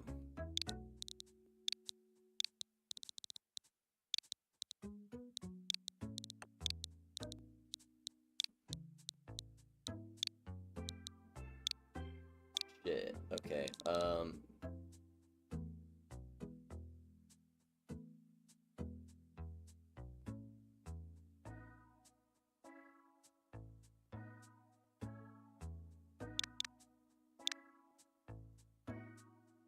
I could say Xgen, I guess.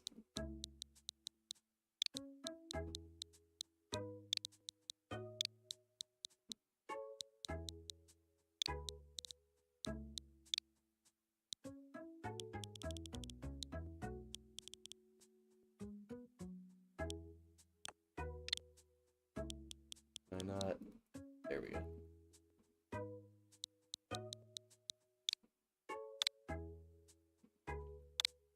Watching Stin propaganda. I don't. Watching Stin propaganda. Watching Stin propaganda. Oh, that's not too bad. I mean, I can think of worse habits.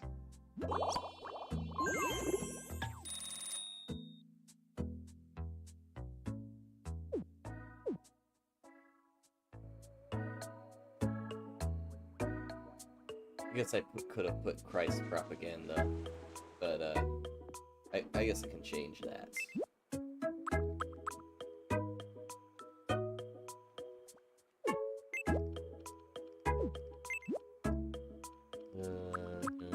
Island info, Island lingo.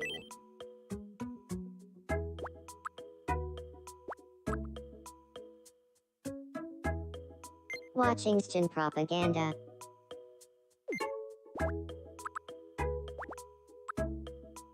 Oh, I can't actually edit Watching like, what Stin it says. propaganda. Watching Stin propaganda. Okay, well, that's fine.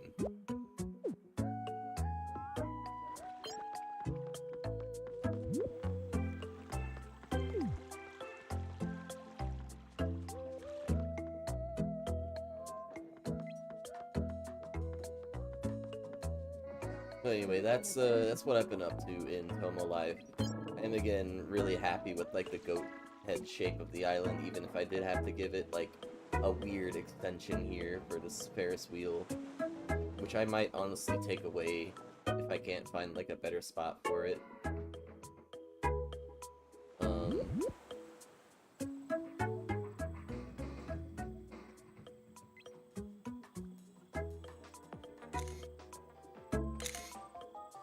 People.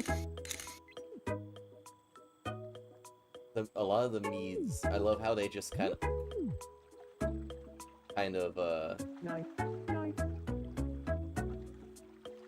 take pictures of people's houses a lot of the times. Also, Donna Lantern's flower planter plan really fucked up like the spacing of these. Like, he just put like 4 randomly in the middle here. Let me see if I can fix this.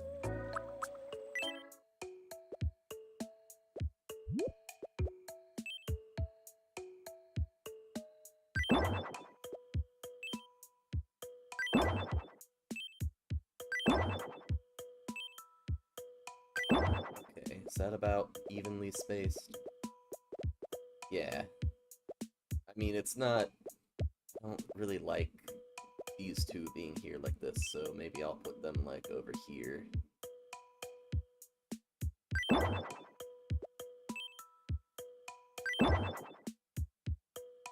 Oh, and wait, where'd this palm tree come from? I don't like the palm tree being there. It's weird. Just growing out of the stone. Okay. That's a little better. It kind of creates like a funnel into the wishing fountain area, so that's better.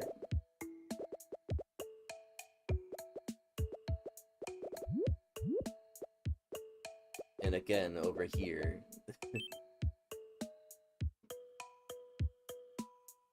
I'll just put that there for now. Okay. I'm gonna go ahead and call it a night.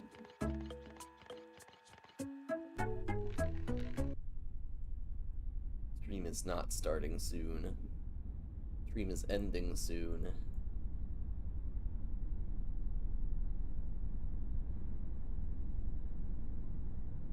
I suppose I could also play one of my favorite DVD-related videos just for fun real quick. I will obviously give...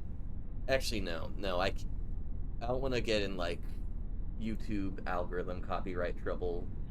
Like, I don't think it would happen, but just look up DVD by Nelword if you want to see some, like, stuff that's very me-coded and DVD-related.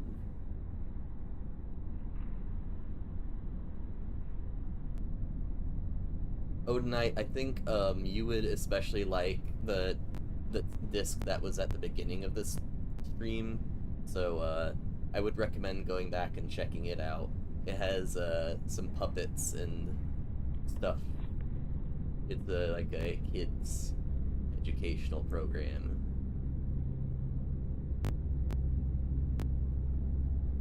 Her name was Shanna Banana. Oh, Nellword is you're asking about the DVD video. I can type it out.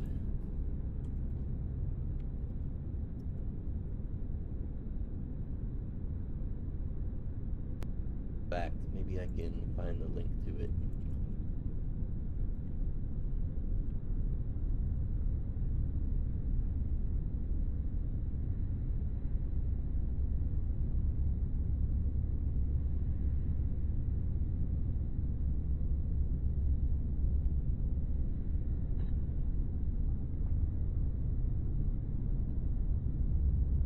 Anyway, folks, thanks for watching, and have a good